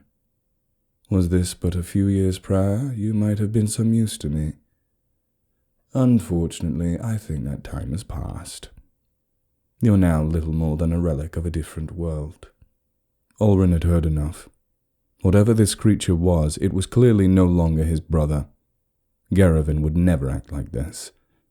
But fighting it was also not likely a good idea. Clearly, Garavan had grown incredibly powerful. Even a blooded shouldn't have been able to tear apart corrupted like that. And Garavan didn't even look wounded or tired from the effort. It would be best if they could just get out of there without a confrontation. Fine.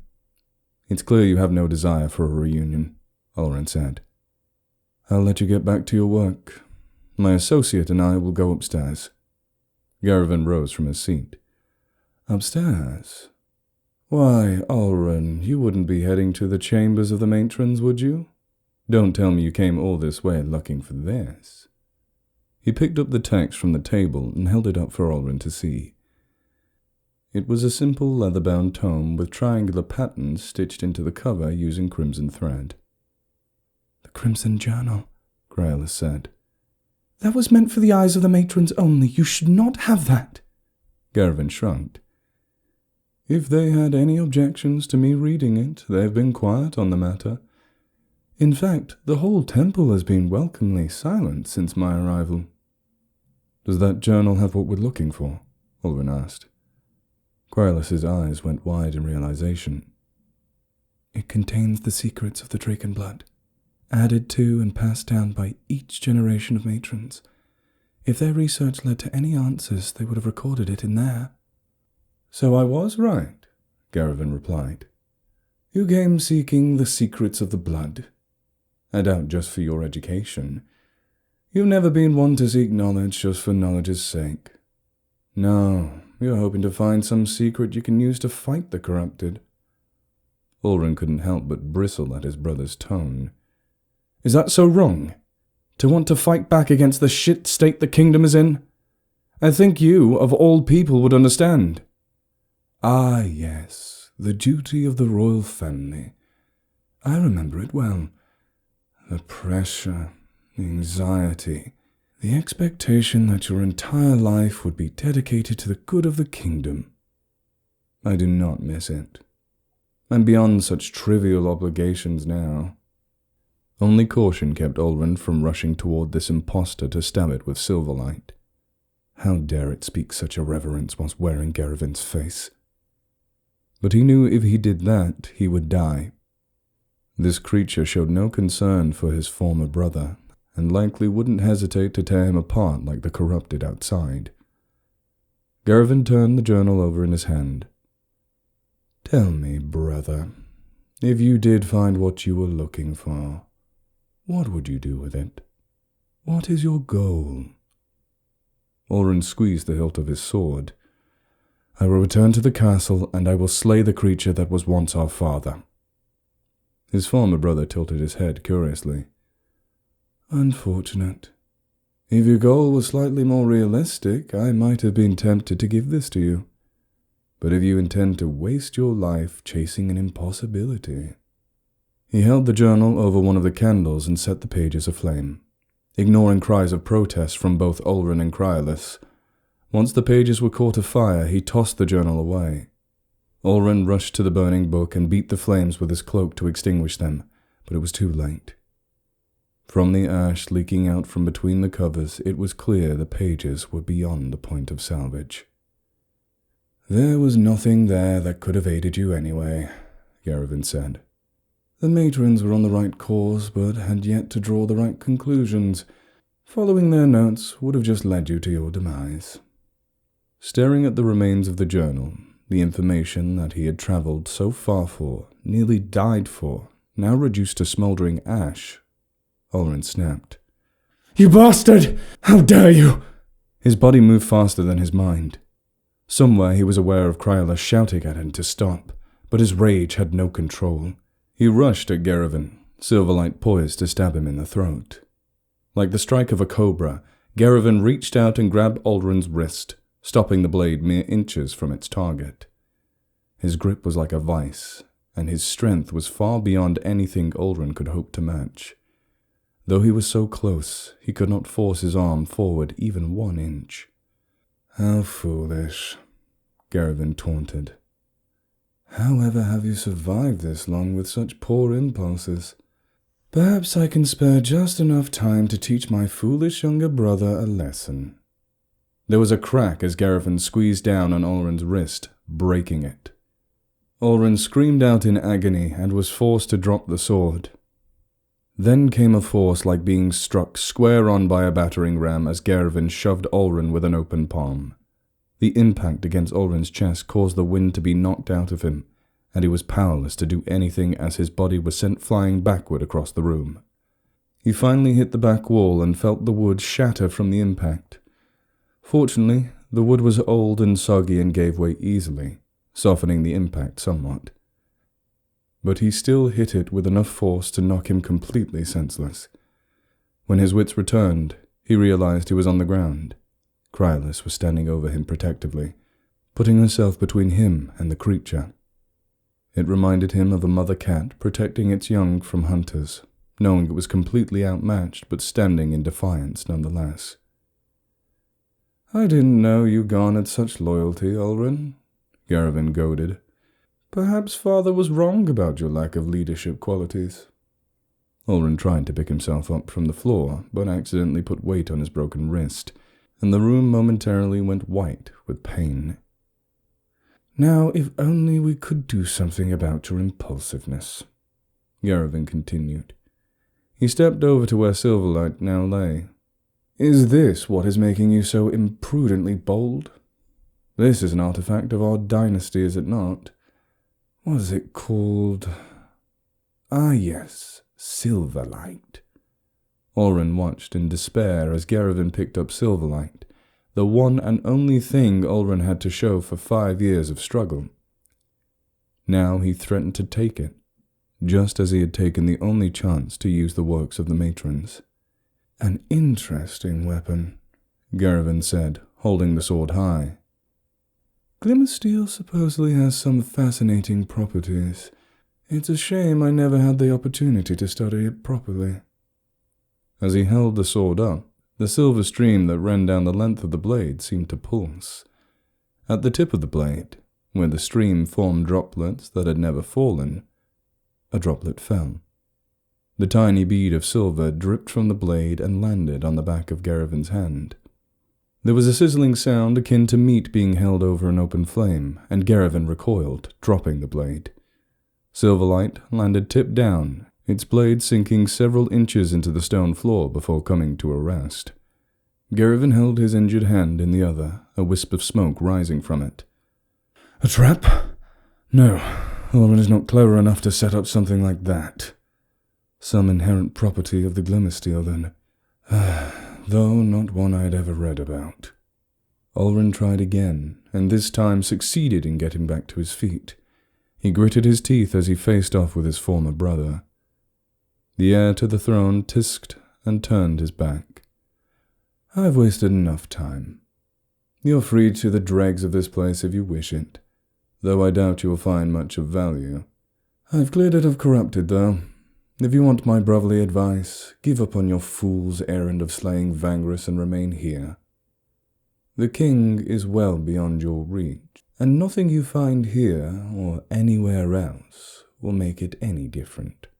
Be grateful you have been yet allowed to live, and do not further tempt fate. He walked toward the door and stopped just before stepping outside. Oh, in case something so obvious was lost on you, do not follow me. If you become an impediment to my work, I will kill you. With that, Garavan left the temple without so much as a glance behind at his brother. Ulrin was left hurt in every sense of that word, and with a mind full of troubling questions. But one stood out above all the others. What had his brother become? Thank you for listening to this preview of Drakenblud, the Malformed King. To enjoy the rest of the novel right now, sign up for EerieCast Plus for less than $3 a month. Just go to EerieCast.com/plus. Your membership will give you access to the audiobook of Drakenblud, as well as the ebook. You'll even get ad-free access to all EerieCast shows, a 20% discount for all EerieCast store products, and more. Otherwise, you can pre-order the ebook via the Amazon link in the description, or wait for the physical release this October.